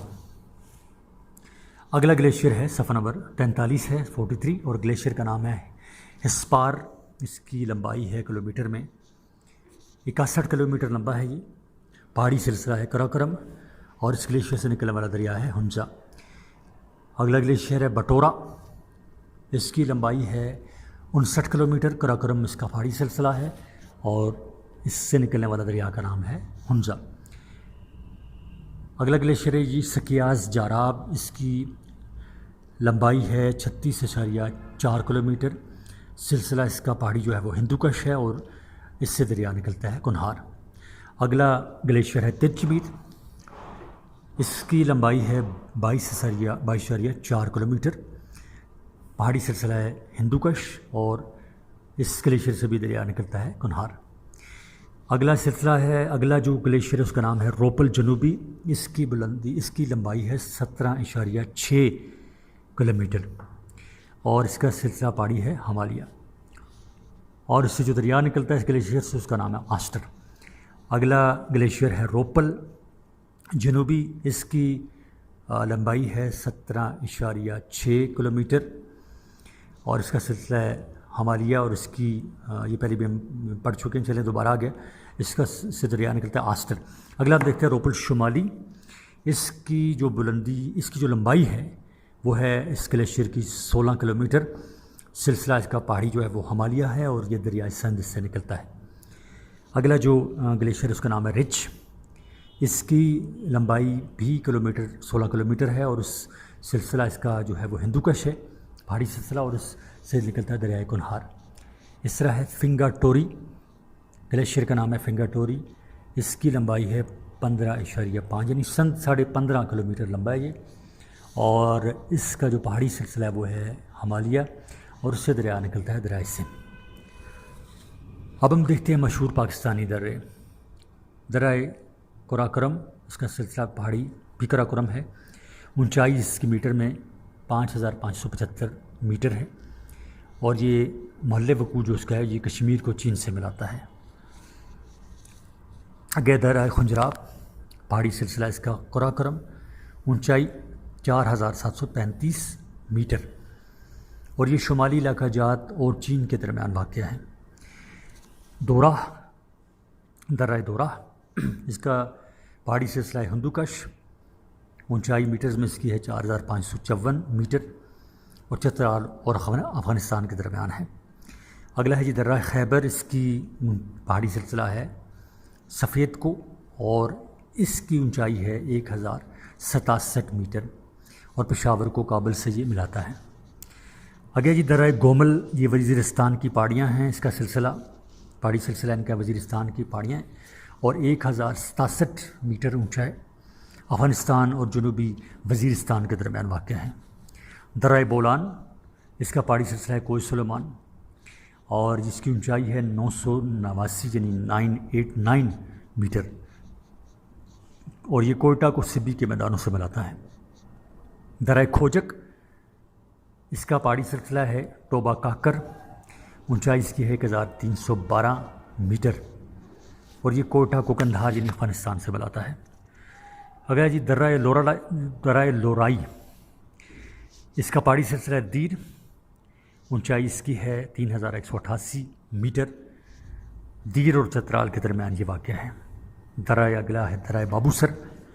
اس کا پہاڑی سلسلہ ہے گریٹ ہمالیہ اور اس کی اونچائی ہے 4173 میٹر اور یہ شمالی علاقہ جات اور مانسیرا کو ملاتا ہے. صفحہ نمبر 46. نمبر 2 سطح مرتفع یعنی پلیٹو ریجنز.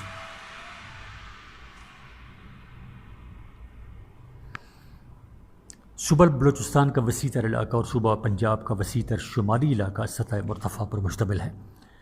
یہ سطوح مرتفع مختلف قسم کے نقش و نگار ساخت اور آب و ہوا کے تضادات کی وجہ سے عام ہیں. اس کی تقسیم جو ہے نمبر 1 سطح مرتفع پوٹھوار اور کوہستان نمک. نمبر 2 سطح مرتفع بلوچستان. پہلے دیکھ لیتے ہیں سطح مرتفع پوٹھوار اور کوہستان نمک کو.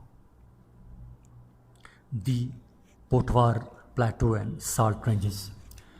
ہمارے ملک میں یہ سلسلہ وسیع بلند ترین شمالی پہاڑی کے سلسلہ جات کے جنوب میں واقع ہے۔ اس کے مشرق میں دریائے جہلم اور مغرب میں دریائے سندھ واقع ہے۔ اس کے شمال میں کالا چٹا اور برگلا کے پہاڑی سلسلے ہیں۔ یہ مشرق میں راولپنڈی سے ہوتے ہوئے مغرب میں گولڈا شریف تک پھیلے ہوئے ہیں۔ کوہ نمک کے جنوب میں تھل کا گرم ترین علاقہ ہے۔ سطح مرتفع پٹوار کو ہمالیہ کے پہاڑوں میں ہونے والی فرسودگی یعنی ویدرنگ سے وجود میں آئی، جب پتھروں کے ٹکڑے ٹوٹ کر مٹی کی شکل اختیار کرتے گئے۔ اس سطح مرتفع کا رقبہ پہاڑوں پر ہوا کے عمل سے نرم و ملائم مٹی جمع ہونے سے بنا۔ یہ بہت زرخیز ہے۔ یہ تقریباً ہموار اور ہلکی ڈھلوان والا علاقہ ہے۔ موسمی ندی نالیوں نے اس کی سطح پر واضح کٹاؤ کیا ہے۔ اس کی اکثر ندیاں اور نالے دریائے سمان میں گرتے ہیں۔ یہ دریا ایک گہری وادی سے گزرتا ہوا دریائے سندھ میں گرتا ہے۔ اس کی سطح ریت، پتھر اور مٹی سے بنی ہے۔ سطح مرتفع کو اس کی فزیالوجی کے لحاظ سے مزید 3 حصوں میں تقسیم کیا جاتا ہے۔ نمبر 1، شمالی پہاڑی اور ٹیلوں پر مشتمل علاقہ جات۔ نمبر 2، دریائے سوان کا طاس۔ اور نمبر 3، کوہستان نمک۔ نمبر 1، شمالی پہاڑی اور ٹیلا جات پر مشتمل علاقہ یعنی دی ناردرن رینجز اینڈ رجز۔ اس علاقہ میں کالا چٹا کی پہاڑیاں نایاب ہیں۔ علاوہ ازیں مشرقی جانب اترینا کی پہاڑیاں بھی اس سطح کا حصہ ہیں، جبکہ جنوبی علاقہ میں دریائے جہلم کے ساتھ ریت کے پتھروں سے بنی ہوئی پہاڑیاں ہیں۔ یہ جہلم بند پہاڑیاں کہلاتی ہیں۔ کالا چٹا کا پہاڑی سلسلہ 72 کلومیٹر ہے۔ اس کی چوڑائی 20 کلومیٹر ہے۔ جنوبی علاقہ ریت کے کالے پتھروں پر مشتمل ہے، جو کالا پہاڑ کے نام سے مشہور ہے۔ صفحہ نمبر 45۔ مگر حیرانگی کی بات ہے، اس پہاڑ کا بیشتر حصہ سفید چونے کے پتھروں سے بنا ہوا ہے۔ مرگلا کی پہاڑیاں جو اس کے شمال مشرق میں ہیں، یہ 3000 فٹ بلند ہیں۔ یہ پہاڑیاں اصل میں ہزارہ ہلز کی ایک شاخ ہے، جو کہ کہوٹا کے مشرق میں اترینا کے پہاڑیوں کو سطح مرتفع پٹوار کوہ ہمالیہ کے جنوبی سلسلہ سے علیحدہ کر دیتی ہیں۔ نمبر 2، دریائے سوان کا طاس، دی سون ریون بیسن۔ یہ طاس کم بلند پہاڑیوں 2.5 کلو کا منبع ہے۔ ان کی ڈھلوان کم ہے۔ جنوبی سطح سے نکلنے والے تمام ندیاں نالیاں آخرکار دریائے سوان میں جا گرتے ہیں۔ اس طاس کی سطح سمندر سے بلندی زیادہ سے زیادہ 2000 فٹ تک ہے۔ پنڈ کے قریب کھیری مورد کا سلسلہ ہے۔ یہ سلسلہ 3737 کلومیٹر لمبا ہے۔ دریائے سوان کا طاس ندی نالوں کی وجہ سے کٹا ہوا ہے۔ اس سے آمد و رفت اور کھیتی باڑی میں مشکل پیش آتی ہے۔ مرگلا کی پہاڑیوں کے جنوب میں چیر نامی پہاڑی سلسلہ ہے۔ یہاں زمینی کٹاؤ عام ہے۔ دریائے سوان کا طاس 7000 مربع میل پر مشتمل ہے۔ اسی طاس میں کلر کہار اور اچھالی کی جھیلیں واقع ہیں۔ نمبر 3، کوہستان نمک، دی سالٹ رینجز۔ کوہستان نمک کی رینج جنوب کی طرف ترچھی ہے اور یہ ڈھلوان آہستہ آہستہ پٹوار کے شمالی علاقے کی طرف جا گزرتی ہے۔ یہ مشرق میں دریائے جہلم اور مغرب میں گھومتی ہوئی کالا باغ کی طرف مڑ جاتی ہے، جہاں یہ دریائے سندھ کو کراس کرتے ہوئے بنوں کے ضلع میں داخل ہوتی دکھائی دیتی ہے۔ یہاں اس متوازی پہاڑی سلسلے ہیں جن کی اوسط اونچائی 750 اور 900 میٹر تک ہے۔ خوشاب کے پاس سے سلسلہ شمال مغرب کی طرف رواں دماں ہو جاتا ہے اور بتدریج زیادہ بلند ہوتے ہوئے سکیسر تک جانا جاتا ہے۔ سکیسر میں اس کی بلندی تقریباً 1527 میٹر ہے۔ سکیسر کے بعد اس کی بلندی میں آہستہ آہستہ کمی آ جاتی ہے۔ کوہستان نمک جیولوجسٹ کے لیے نہایت دلچسپی کا سامان پیدا کیے ہوئے ہے، کیونکہ یہ سلسلہ قدیم ادوار میں ہمارے وجود میں آیا، جہاں فیونا پرانے جنگلی جانور جو سخت آب و ہوا، طوفان یا زلزلوں کی وجہ سے زمین میں دب گئے تھے، اور جہاں مختلف نباتاتی عناصر بھی عام ہیں۔ سائنسدان ان کے فاسلز یعنی باقیات پر تجربہ کاری کرنے سے دور سے آتے ہیں۔ فوسلز یعنی ان کی باقیات، جو چیزیں بچی ہیں ان کی۔ کوہستانی نمک یعنی سوڈیم کلورائڈ NaCl پوری دنیا میں غذائیت کے اعتبار سے مشہور ہے، کیونکہ کھیوڑا کی کان کئی صدیوں سے نمک فراہم کر رہی ہے۔ علاوہ ازیں کالا باغ اور وارچھا کی نمک کی کانیں بھی عام ہیں۔ اس علاقہ میں معدنیات وافر مقدار میں پائی جاتی ہیں۔ علاوہ ازیں گیس اور معدنی تیل بھی موجود ہے۔ صفحہ نمبر 46۔ کوہستان نامے کے دامن میں وادی سون دلکش مناظر کا مجموعہ ہے۔ یہاں پر رنگین نظاروں کے ساتھ نباتات، پھل وغیرہ کی بہتات بھی ہے۔ نمبر 2، سطح مرتفع بلوچستان، دی بلوچستان پلیٹو۔ یہ علاقہ سلیمان کیرتھر کے پہاڑی سلسلوں کے مغرب میں واقع ہے۔ سطح مرتفع پہاڑوں اور پہاڑیوں سے بنی ہوئی ہے۔ اس دریا اور ملکہ طاس ہیں۔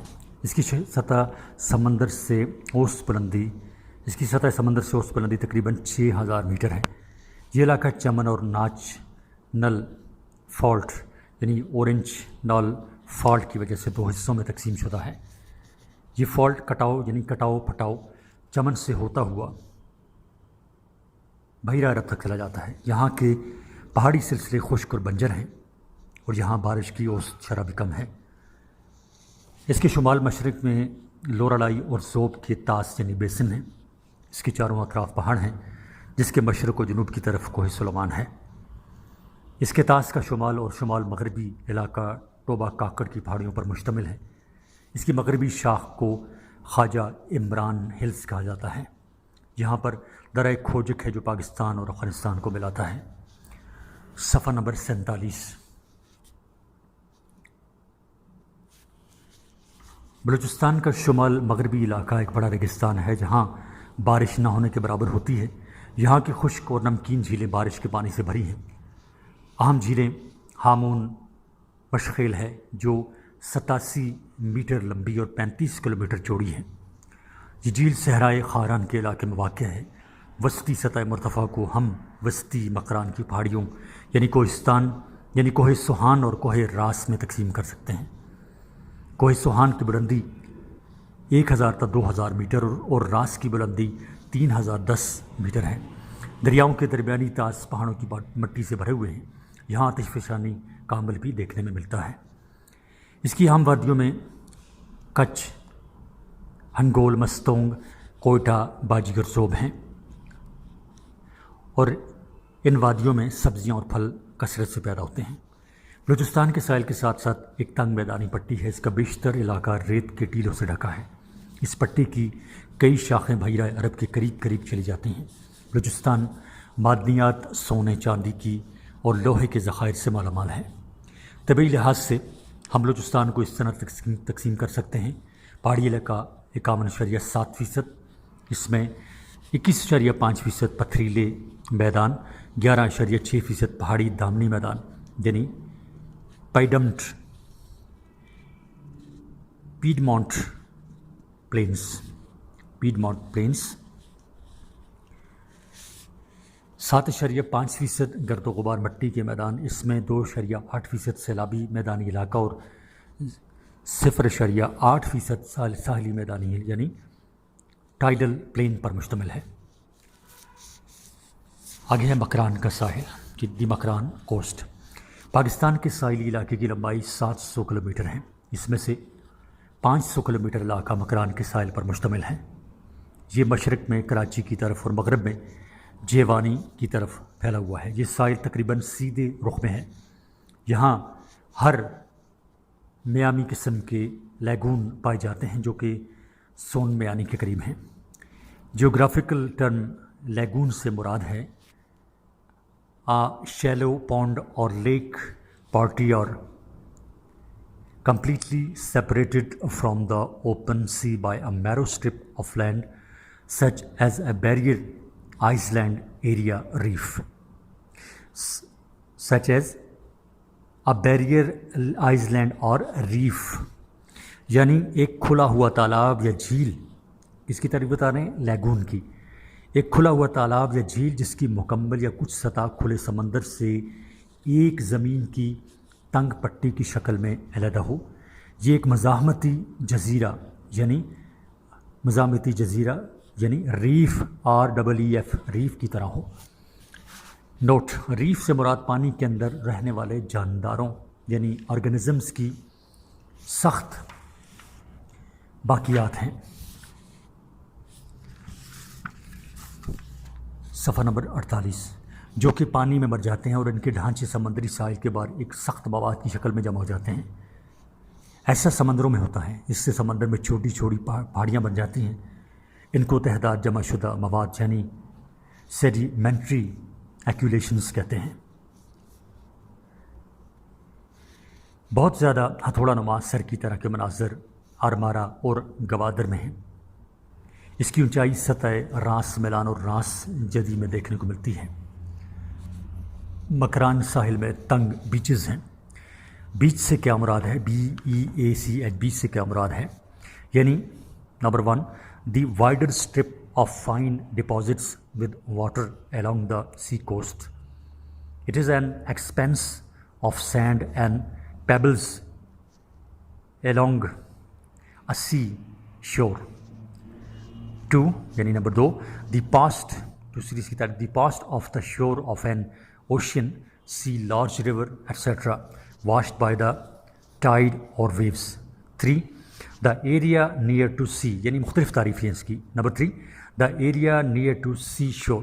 اور number 4 the land bordering the sea coast in between highly and low tide یعنی ایک وسیع پٹی نما علاقہ جس کا سطحی مواد عمدہ قسم کا ہو اور وہ سمندری ساحل کے ساتھ ہو اور ساحلی سمندر پر ریت اور چھوٹی چھوٹی عمدہ کنکریوں کے بہتات ہو. دوسری تعریف اس کی یہ ہے، یعنی کسی طرح ہم تعریف کریں بیچ کی، ساحل کی. اس سمندر، دریا یا بحر کا ساحل کا مواد سمندر سے اٹھنے والی لہروں یا چھل سے صاف ہو جاتا ہے. نمبر 3 یہ علاقہ سمندر کے ساحل کے قریب ہوتا ہے. اور نمبر 4 سمندری ساحل کے پاس ہلکی اور بھاری سمندری موجیں آتی جاتی رہتی ہیں. اس کو کہتے ہیں بیچ. ان بیچز کی ننگی سیدھی چوٹیاں 15 سے 65 میٹر تک بلند ہے. ان کلفس کے پیچھے 16 تا 32 کلومیٹر چوڑے ساحلی میدان واقع ہیں. یہ میدان چھوٹے چھوٹے ریت کے ٹیلوں یعنی سینڈ ڈیونس اور نقطہ دار چھوٹی چھوٹی پہاڑیوں سے ڈھکے ہوتے ہیں. اس ساحل کے ساتھ ساتھ اونچی اونچی سیڑھیاں نمونے بھی ملتے ہیں جو کہ کلفٹن ہلز، مینورا، کیپ مونس، خلیج ہاکس، راس میلان، آرمارا، گوادر، جیونی وغیرہ یہ سیڑھی نما ابھے ہوئے زینے یعنی اپ لفٹڈ ٹیریسز پانی کے کٹاؤ سے وجود میں آئے ہوئے ہیں. اپ لفٹڈ ٹیریسز پانی کے کٹاؤ سے وجود میں آئے ہیں. اب ہم دیکھتے ہیں پاکستان کے میدان یعنی پلینز ایریاز آف پاکستان. تعارف. پاکستان کے ریگستانی اور میدانی علاقے کے میدان کل رقبے کے 41 حصے پر محیط ہیں. ان کا کل رقبہ 3,28,000 مربع کلومیٹر ہے. دریائے سندھ کا میدان اپنی پاکستان کے تقریباً منفرد تاریخ رکھتا ہے. پاکستان کی اس کا شمار دنیا کے زرخیز ترین میدانوں میں ہوتا ہے. یہ 70,000 مربع میل کے رقبے پر پھیلا ہوا ہے. یہ میدان ہمالیہ قراقرم کے پہاڑوں کے نکلنے والے دریاؤں کی زرخیز مٹی کے مواد سے بنا ہوا ہے. دریائے سندھ 1800 میل لمبا ہے جو چین کے تبت کے کوہ کیلاش سے نکل کر براستہ لداخ، بلتستان، صوبہ سرحد اور موجودہ خیبر پختونخوا اور پنجاب سے ہوتا ہوا اپنا ڈیلٹا بنا کر بحیرہ عرب میں جا کرتا ہے. صفحہ نمبر 49. اس کی ڈھلوان شمال سے جنوب کی طرف ہے. اس کی اوسط ڈھلوان 20 سینٹی میٹر فی کلومیٹر ہے. یہ میدان ہموار قسم کا ہے. اس میدان کے اہم پہاڑی نقوش پنجاب میں چنیوٹ، کڑانا اور سانگلا میں ملتے ہیں. دریائے سندھ ہمارے ملک میں بہنے والا سب سے بڑا دریا ہے. اس کے مشرقی معاونین میں یعنی جو اس کی مدد کرتے ہیں دریائے ستلج، راوی، بیاس، جہلم اور چناب شامل ہیں. اس کے مغربی معاون دریا کنار، سوات، پچکوڑا، قابل، قرم، ٹوچی اور بولان کے نام سے موسوم ہیں. اس کے علاوہ اور بھی چھوٹے موٹے ندی نالے اس کی گزرگاہ میں اپنا راستہ بناتے ہیں. اس میدان کو 4 حصوں میں تقسیم کیا گیا ہے. نمبر 1 ٹرانس انڈس دریائے سندھ کا مغربی میدان. نمبر 2 دریائے سندھ کا بالائی میدان. نمبر 3 دریائے سندھ کا زیریں میدان. اور نمبر 4 دریائے سندھ کا ڈیلٹائی قسم کا میدان. دریائے سندھ کا تعارف. Introduction of Indus river. دریائے سندھ کی لمبائی 2900 کلومیٹر ہے. اس دریا کا کیچمنٹ علاقہ یعنی کیچمنٹ علاقہ 9,70,000 مربع کلومیٹر ہے۔ نوٹ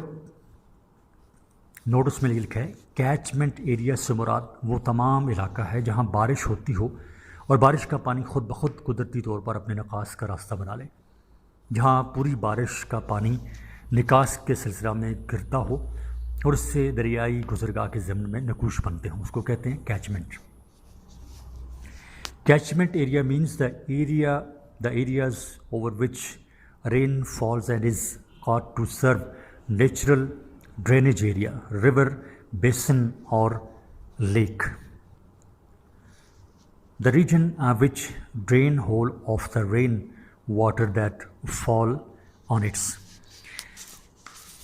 اس میں سے 26,400 مربع کلومیٹر کا کیچمنٹ ایریا پہاڑی زمین پر ہے۔ یہ تبت سے مانسرور جھیل سے نکلتا ہے، دریائے سندھ، قراقرم اور ہمالیہ کے بلند سلسلوں میں مشرق سے مغرب کی طرف گہری تیز پانی کی کھائیوں میں گزرتا ہے۔ سازن کے مقام پر دریا اپنا رخ جنوب کی طرف موڑتا ہے اور یہ اپنا مشکل اور تیز سفر شروع کر دیتا ہے۔ یہ پہاڑوں پر گہری کھائیاں یعنی گارجز بناتا ہے۔ کوہستان کے ضلع داسو پتن کے علاقہ میں یہ کٹاؤ کے عمل سے اپنی گہری ترین گارج یعنی کھائی بناتا ہے جو کہ 6500 کلومیٹر گہری ہے، یعنی 6500 کلومیٹر گہری کھائی۔ دریائے سندھ کے تیز کٹاؤ کا سفر کالا باغ کے علاقے میں تقریباً ختم ہو جاتا ہے۔ یہاں پر یہ دریا میدانی علاقے میں داخل ہو جاتا ہے۔ یہاں اس کا چینل 0.4 کلومیٹر لمبا ہو جاتا ہے۔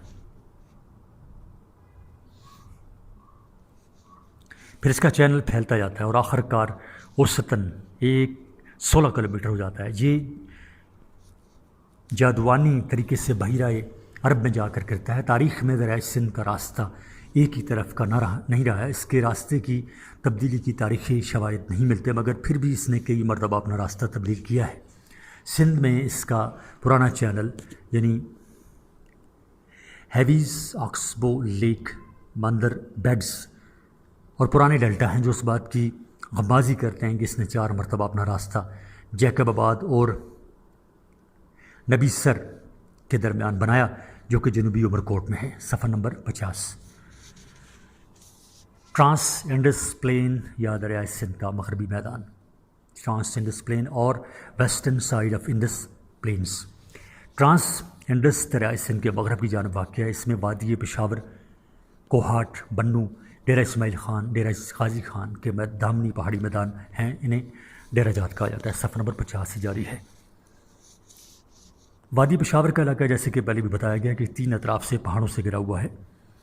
اس وادی کی زمین زرخیز ہے۔ اس وادی کا زیر کاشت رقبہ 70% ہے۔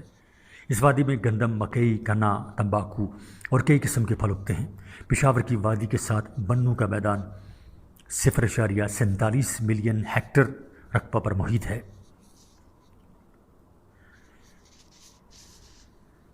اس کا 23% رقبہ زیر کاشت ہے۔ یہاں بارش کی سالانہ اوسط 27 سینٹی میٹر یعنی 11 انچ ہے۔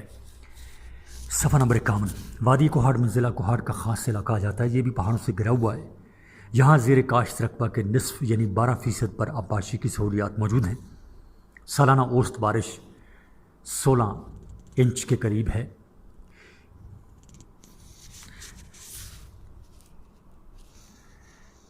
کاشت رقبہ کے نصف یعنی 12% پر آبپاشی کی سہولیات موجود ہیں۔ سالانہ اوسط بارش 16 انچ کے قریب ہے۔ اس علاقہ کے زیادہ تر رقبہ میں جھاڑیاں اور گھاس اگی ہوئی ہے۔ اس وادی میں چونے کا پتھر عام ہونے کی وجہ سے کارخانے لگائے جا رہے ہیں۔ کوہ سلیمان کا دامنی علاقہ تقریباً 2 ملین ہیکٹر رقبہ پر محیط ہے۔ اس کے جنوب میں پوٹھوہار کا 1.8 ملین ہیکٹر رقبے کا علاقہ ہے۔ یہ علاقہ صوبہ پنجاب میں واقع ہے۔ صفحہ نمبر 52۔ دریائے سندھ کا بالائی میدان، دی اپر انڈس پلین۔ یہ میدان صوبہ پنجاب پر مشتمل ہے۔ اس میدان میں دریائے سندھ اور اس کے معاون دریا مثلاً راوی، چناب، جہلم اور ستلج بہتے ہیں۔ یہ میدان شمال میں اٹک سے لے کر جنوب میں مٹھن کوٹ تک پھیلا ہوا ہے۔ اس کی ڈھلوان شمال مشرق سے جنوب مغرب کی طرف ہے۔ ان کی سطح سمندر سے بلندی 400 فٹ سے لے کر 1200 فٹ تک ہے۔ اس میدان کو دریائے سندھ کے معاون دریاؤں نے 2 آبوں یعنی انٹر فلوز میں تقسیم کر دیا ہے۔ دریائے سندھ کا بالائی میدان 4 دوآبوں پر مشتمل ہے۔ علاوہ ازیں کوہ سلیمان کے دامنی میدان اور بہاولپور کے میدان اس میں شامل ہیں۔ بالائی میدان زرخیز سیلابی مٹی سے مزین ہے۔ اس سیلابی مٹی کی تہ 1500 فٹ گہری ہے۔ اسی طبعی خصوصیت کی بنا پر مزید 2 حصوں میں تقسیم کیا جا سکتا ہے جو یہ ہیں۔ نمبر 1، کوہ مزید حصوں میں تقسیم کیا جا سکتا ہے، 2 نہیں مزید 4 حصوں میں تقسیم کیا جا سکتا ہے۔ نمبر 1، کوہ سوالک کا دامنی علاقہ۔ نمبر 2، دوآبوں کا میدانی علاقہ۔ نمبر 3، کوہ سلیمان کا دامنی علاقہ۔ اور نمبر 4، بہاولپور کا میدان۔ نمبر 1، کوہ سوالک کا دامنی میدانی علاقہ یعنی سیوالکس پیڈمنٹ پلین ایریا۔ یہ دامنی علاقہ سیالکوٹ، گجرات اور جہلم کے اضلاع پر مشتمل ہے۔ اس علاقے کی زمین کے عناصر کنکر، پتھر اور ریت ہیں، یعنی یہاں چکنی مٹی کے آثار نمایاں ہیں۔ یہاں کا پانی گہرا اور زمین خاصی زرخیز قسم کی ہے۔ اس کی سطح سمندر سے بلندی 1200 فٹ ہے۔ یہاں ڈھلوانے زیادہ ہیں اور نباتات کم ہیں،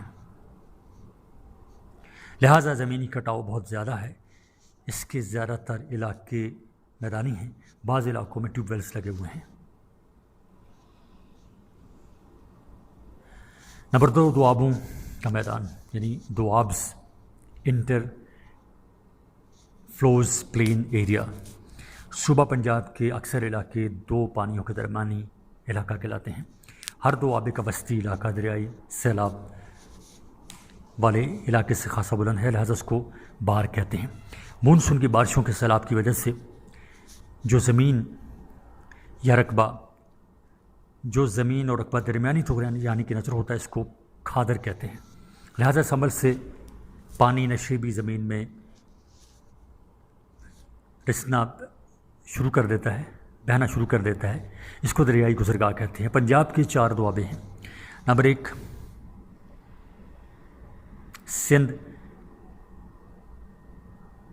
سنتناگ دوآب۔ نمبر 2، چچ دوآب۔ نمبر 3، رچنا دوآب۔ اور نمبر 4، باری دوآب۔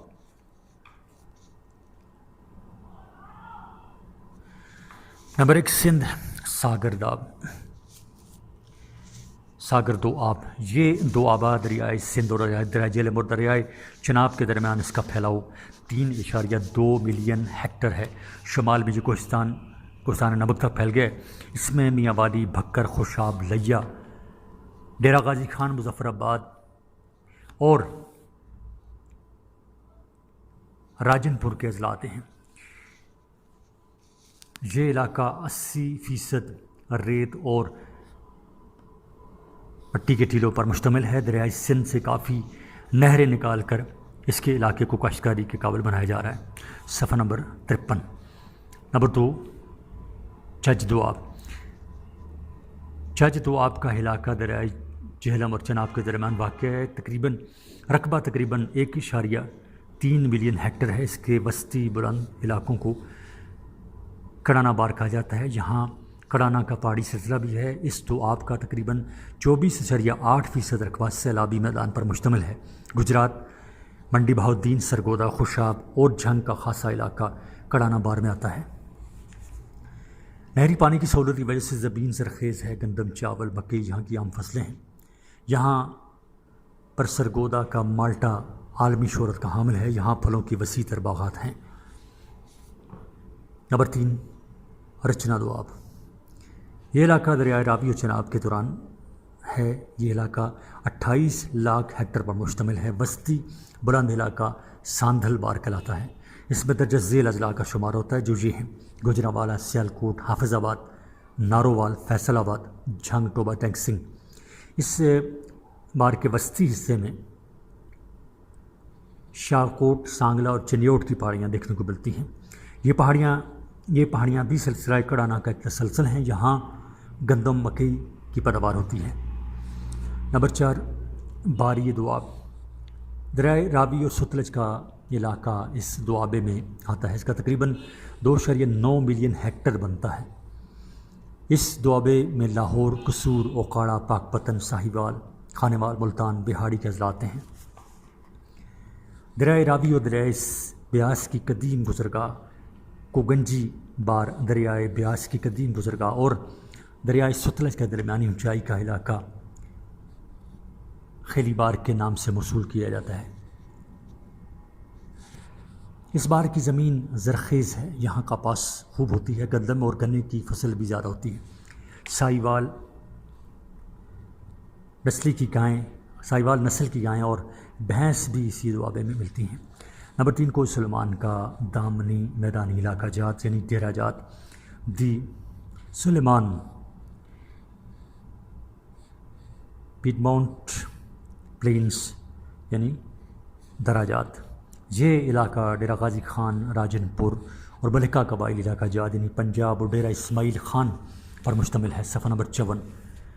رقبہ تقریباً 2 ملین ہیکٹر کے قریب ہے۔ کوہ سلیمان سے چھوٹے چھوٹے دریائے سندھ میں گرتے ہیں۔ چھوٹے چھوٹے ندی نالوں نے اس میدان کو چھوٹے چھوٹے حصوں میں تقسیم کر دیا ہے، لہٰذا اس کی ڈھلوان دریائے سندھ سے کوہ سلیمان کی طرف بڑھتی ہے۔ پنجاب کے صوبے میں دامن کوہ کے میدان کو 2 حصوں میں تقسیم کر دیا گیا ہے۔ دامن کے ساتھ پھیلے ہوئے حصے کو پاچاڈ کہتے ہیں۔ یہ حصہ ندی نالوں کی وجہ سے نقشہ پر کٹا پھٹا دکھائی دیتا ہے، جبکہ دوسرا حصہ دریائے سندھ سے جا ملتا ہے، لہٰذا اسے سندھ کہتے ہیں۔ یہ علاقے بنجر اور غیر آباد ہیں، لہٰذا انہیں ڈانڈا کے نام سے موصول کیا گیا ہے۔ اس کو کوہ سلیمان کا تہلٹی علاقہ بھی کہتے ہیں۔ نمبر 4، بہاولپور کا میدان، دی بہاولپور پلین۔ طبعی لحاظ سے یہ علاقہ دوآبوں کی طرح کا ہے۔ اس کا شمال مشرقی علاقہ کھادر اور سیلاب کا علاقہ کہلاتا ہے۔ وسطی علاقہ ریت کی ٹیلوں پر مشتمل ہے، جنہیں ہموار کر کے کھیتی باڑی کے لیے تیار کیا گیا ہے۔ جنوب مغرب میں ڈیرہ نواب کا علاقہ ہے جو سیلابی مواد سے بھرا ہوا ہے۔ اس کا جنوبی علاقہ دریائے گھاگرا کی قدیم گزرگاہ ہے۔ بہاولپور، بہاول نگر، رحیم یار خان، خانپور کے علاقے اچھی مٹی سے بنے ہیں۔ ان علاقوں میں کپاس اور آم کی پیداوار قابل رشک ہے۔ دریائے گواگرا کی نشیبی گزرگاہ روہی کہلاتی ہے۔ دریائے سندھ کا زیریں میدان یعنی لوور انڈس پلین، یہ ہموار ترین میدانی علاقہ مٹھن کوٹ سے لے کر ٹھٹھا تک پھیلا ہوا ہے۔ یہ میدان سندھ کی پسی ہوئی باریک مٹی سے بنے ہیں۔ یہاں دریائے سندھ کی ڈھلوان قدر کم ہے، لہٰذا دریا سست روی سے چلتا ہے۔ اس کی ڈھلوان 10 سینٹی میٹر ہے۔ میدان کی بلندی 400 سے شروع ہوتی ہے اور جنوب میں کم ہو کر 20 فٹ رہ جاتی ہے۔ دریائے سندھ کا اوسط سالانہ بہاؤ 1,40,000 ملین کیوبک میٹر ہے۔ یہ اپنے ساتھ سالانہ 10,000 ملین مکعب فٹ سیلابی مٹی لاتا ہے۔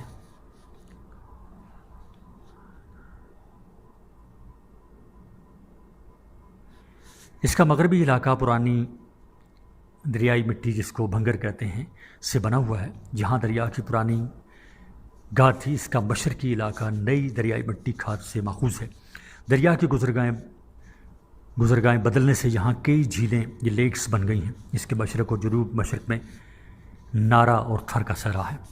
شمال مغرب میں جیکب آباد سبی کا بنجر علاقہ ہے۔ اس کے شمال میں مری بگٹی کی پہاڑیاں واقع ہیں، جبکہ مغرب میں کلات کا پہاڑی سلسلہ ہے، جہاں گرم موسم اور خشک سالی عام ہے۔ سندھ کا وسطی علاقہ دریائے سندھ کا زرخیز ترین علاقہ ہے۔ اس کو سندھ کا زیریں میدان کہتے ہیں۔ صفحہ نمبر 55۔ اس کی لمبائی 580 کلومیٹر ہے۔ اس کا رقبہ 51,800 مربع کلومیٹر ہے۔ یہاں چونے کے پتھر کی پہاڑیاں عام ملتی ہیں۔ سکر روہڑی کے نزدیک اس کے پہاڑی سلسلہ جات کو روشری کیوسٹا یعنی روہڑی کا کاؤسٹا کہتے ہیں۔ جنوبی حیدرآباد میں لائم سٹون کا ایک اور پہاڑی سلسلہ ہے۔ اس کا پھیلاؤ 25 کلومیٹر تک ہے۔ اس کو گنجوٹھا کر کا نام دیا گیا ہے۔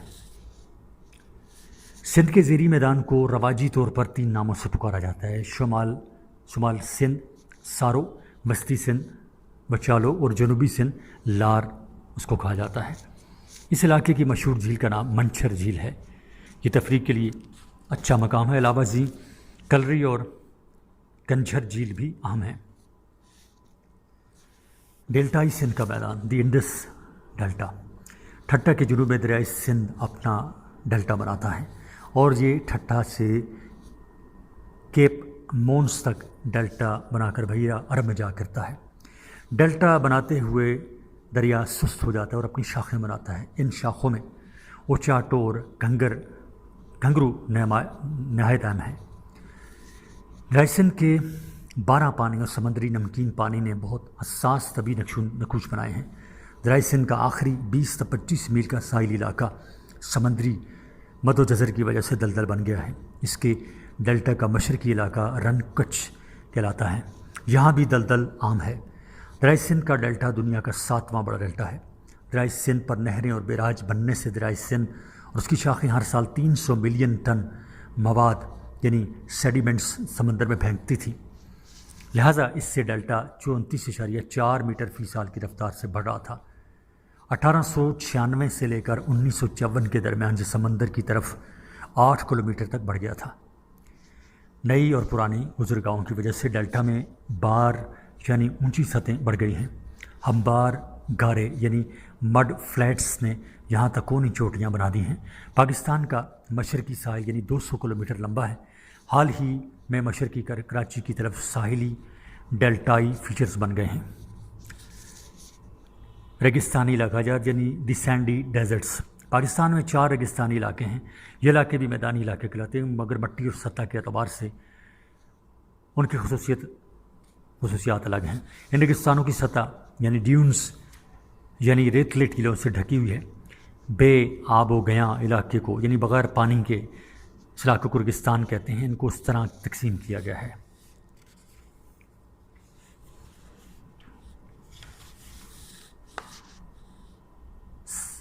نمبر 1 تھل کا ریگستانی علاقہ، نمبر 2 چولستان کا ریگستانی علاقہ، نمبر 3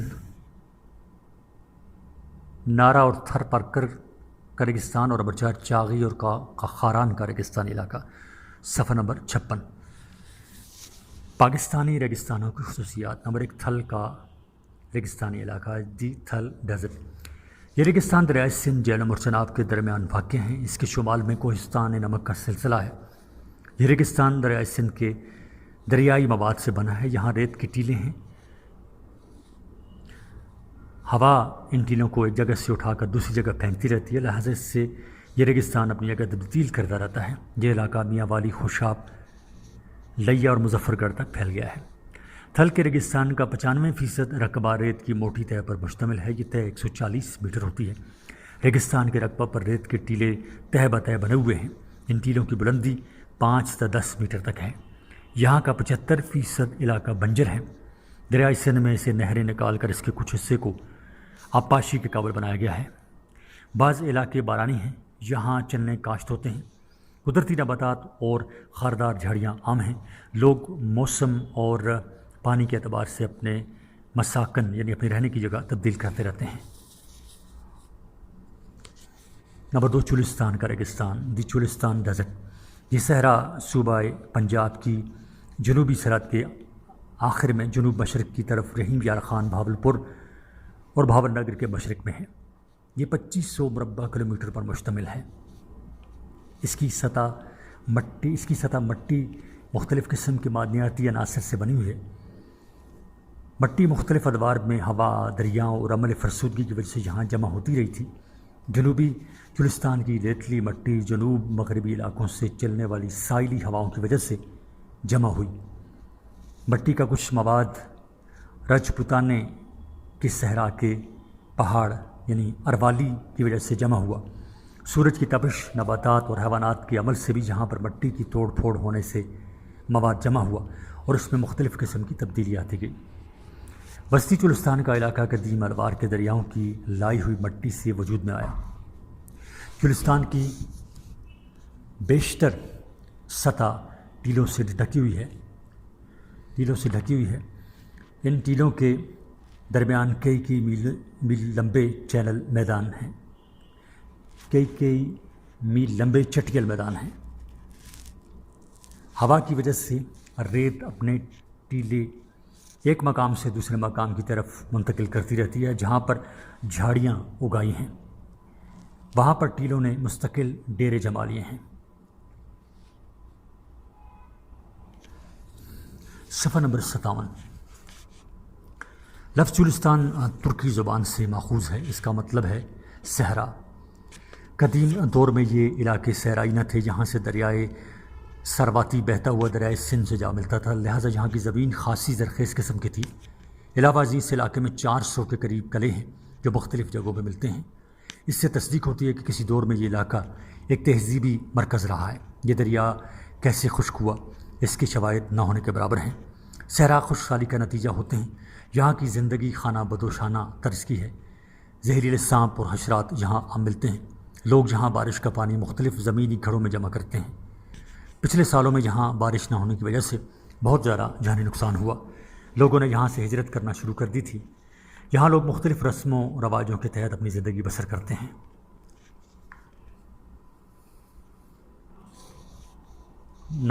نارا اور تھر کا ریگستان، دی تھر ڈیزرٹ، برصغیر کا اہم صحرا ہے۔ یہ صحرائے تھر کا ایک حصہ ہے۔ یہ ریگستان صوبہ سندھ کے مشرق اور جنوب مشرق کی طرف پھیلا ہوا ہے۔ اس کی بھی سطح ریت اور ریت کے ٹیلوں سے ڈھکی ہوئی ہے۔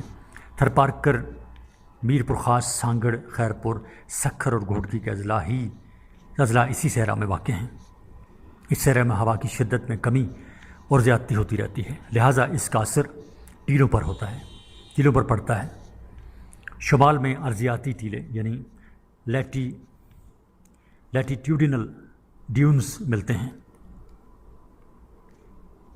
جبکہ جنوب کی سمت میں تولاتی ٹیلے یعنی لانگیٹیوڈنل ڈیونز پائے جاتے ہیں۔ اس صحرا میں ریت کے خاصے زراعت فضا میں ہر وقت معلق رہتے ہیں۔ یہاں اڑنے والے سانپ عام ملتے ہیں۔ بارش بہت ہی کم بلکہ نہ ہونے کے برابر ہے۔ روکی سوکھی جھاڑیاں اور معمولی گھاس یہاں ملتی ہے۔ چاغی و خاران کا ریگستانی علاقہ یعنی چاغی اینڈ خاران ڈیزرٹ، خاران کا صحرائی علاقہ کوہ راس اور کوہ سوہان کے درمیان واقع ہے۔ مغرب کی طرف یہ صحرا پھیل کر ہامون، مشخیل اور دشت طالب میں مدغم ہو جاتے ہیں۔ اس صحرائی علاقہ میں پنکھا نما پہاڑیاں ہیں جن پر پتھر بکھرے ہوئے ہیں۔ موجودہ صحرا میں کہیں کہیں پتھروں کے ڈھیر دیکھنے کو ملتے ہیں۔ یہ پتھر بارش کی شدید قلت کی وجہ سے پہاڑوں سے اکھڑ کر شدید بارش ہونے کی وجہ سے پہاڑوں سے اکھڑ کر نیچے آتے ہیں۔ مقامی لوگ اس علاقے کو فشت کے نام سے پکارتے ہیں۔ وشت فارسی زبان کا لفظ ہے، اس کو دشت کے نام سے پکارتے ہیں۔ دشت سنا ہوگا نا آپ نے، دشت تو دشت صحرا بھی نہ چھوڑے ہم نے۔ دشت کو فارسی زبان کا لفظ ہے، اس کو جنگل یا صحرا کہتے ہیں فارسی میں۔ اس صحرا میں تیز ہوائیں چلتی رہتی ہیں۔ گرمیوں میں یہ ہوائیں مشرق اور شمال مشرق کی طرف چلتی ہیں اور سردیوں میں مغرب اور جنوب مغرب کی طرف چلتی ہیں۔ یہ ہوائیں ہی صحرائی چینل میدانوں میں تبدیل کرنے کا عام ذریعہ ہیں۔ صحراؤں کو چینل میدانوں میں تبدیل کرنے کا عام ذریعہ ہے۔ چاغی اور خاران کا علاقہ مونسون علاقے میں نہیں آتا، لہٰذا موسم گرما میں یہاں بارش نہ ہونے کے برابر ہے۔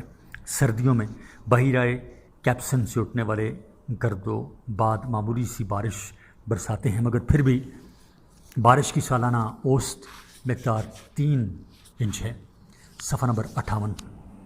صحرائے خاران کے اہم دریاؤں میں مسخیل اور کیسر اہم ہیں۔ چاغی کے ریگستان میں صرف دریائے کیسر ہی بہتا ہے۔ بعض جگہوں پر ان صحراؤں میں گزرنا دشوار ہے۔ سردیوں میں آب و ہوا قدرے اچھی ہوتی ہے۔ اب ہیں آگے سوالات اس باب کے۔ سوال نمبر 1، پاکستان کی فزیوگرافی کا دائرانہ جائزہ لے کر اس کی تقسیم کا چارٹ بنائیں اور شمالی علاقہ جات کی تفصیل درج کریں۔ سوال نمبر 2، ملک کے بڑے پہاڑی سلسلوں اور سطوح مرتفع، سطوح یعنی سطح کی جمع ہے، سطوح مرتفع کو مفصل بیان کریں۔ سوال نمبر 3، قدیم ادوار میں جنوبی ایشیا میں پاکستان کی سطح کیسے مارز وجود میں آئی؟ سوال نمبر 4 کو ہمالیہ اور قراقرم اس ملک کے عظیم پہاڑی سلسلے ہیں، محل وقوع کے اعتبار سے اس کی اہمیت بیان کریں اور یہاں پائی جانے والے زمینی نقوش یعنی لینڈ فارمز کے متعلق بیان کریں۔ سوال نمبر 5، شمال مغربی اور مغربی پہاڑی علاقہ جات کے متعلق آپ کیا علم رکھتے ہیں؟ یہاں اس کا مفصل بیان کریں۔ سوال نمبر 6، درجہ ذیل پر مختصر مگر معلومات افزا نوٹ لکھیں۔ نمبر 1، وادی پشاور، 2، وادی کوہاٹ، 3، وادی بنو، 4، دریائے سندھ، 5، ڈیرہ جات، اور نمبر 6، مکران کا ساحل۔ سوال نمبر 7، سطح مرتفع بلوچستان پر اپنی معلومات بیان کریں۔ سوال نمبر 8، انڈس یعنی دریائے سندھ دنیا میں اہم دریا ہے، اس کی اہمیت واضح کرتے ہوئے اس کی ساخت کو مختلف حصوں میں تقسیم کریں اور کسی ایک پر مفصل نوٹ لکھیں۔ سوال نمبر 9، پاکستان میں واقع 2 آبوں اور ٹرانس انڈس پر روشنی ڈالیں۔ سوال نمبر 10، پاکستان میں موجودہ ریگستانوں کو محل وقوع کے لحاظ سے تقسیم کریں، یہاں بننے والے اہم نقش و نگار کی وضاحت کریں اور ہر ایک حصے پر جامع بیان قلم بند کریں۔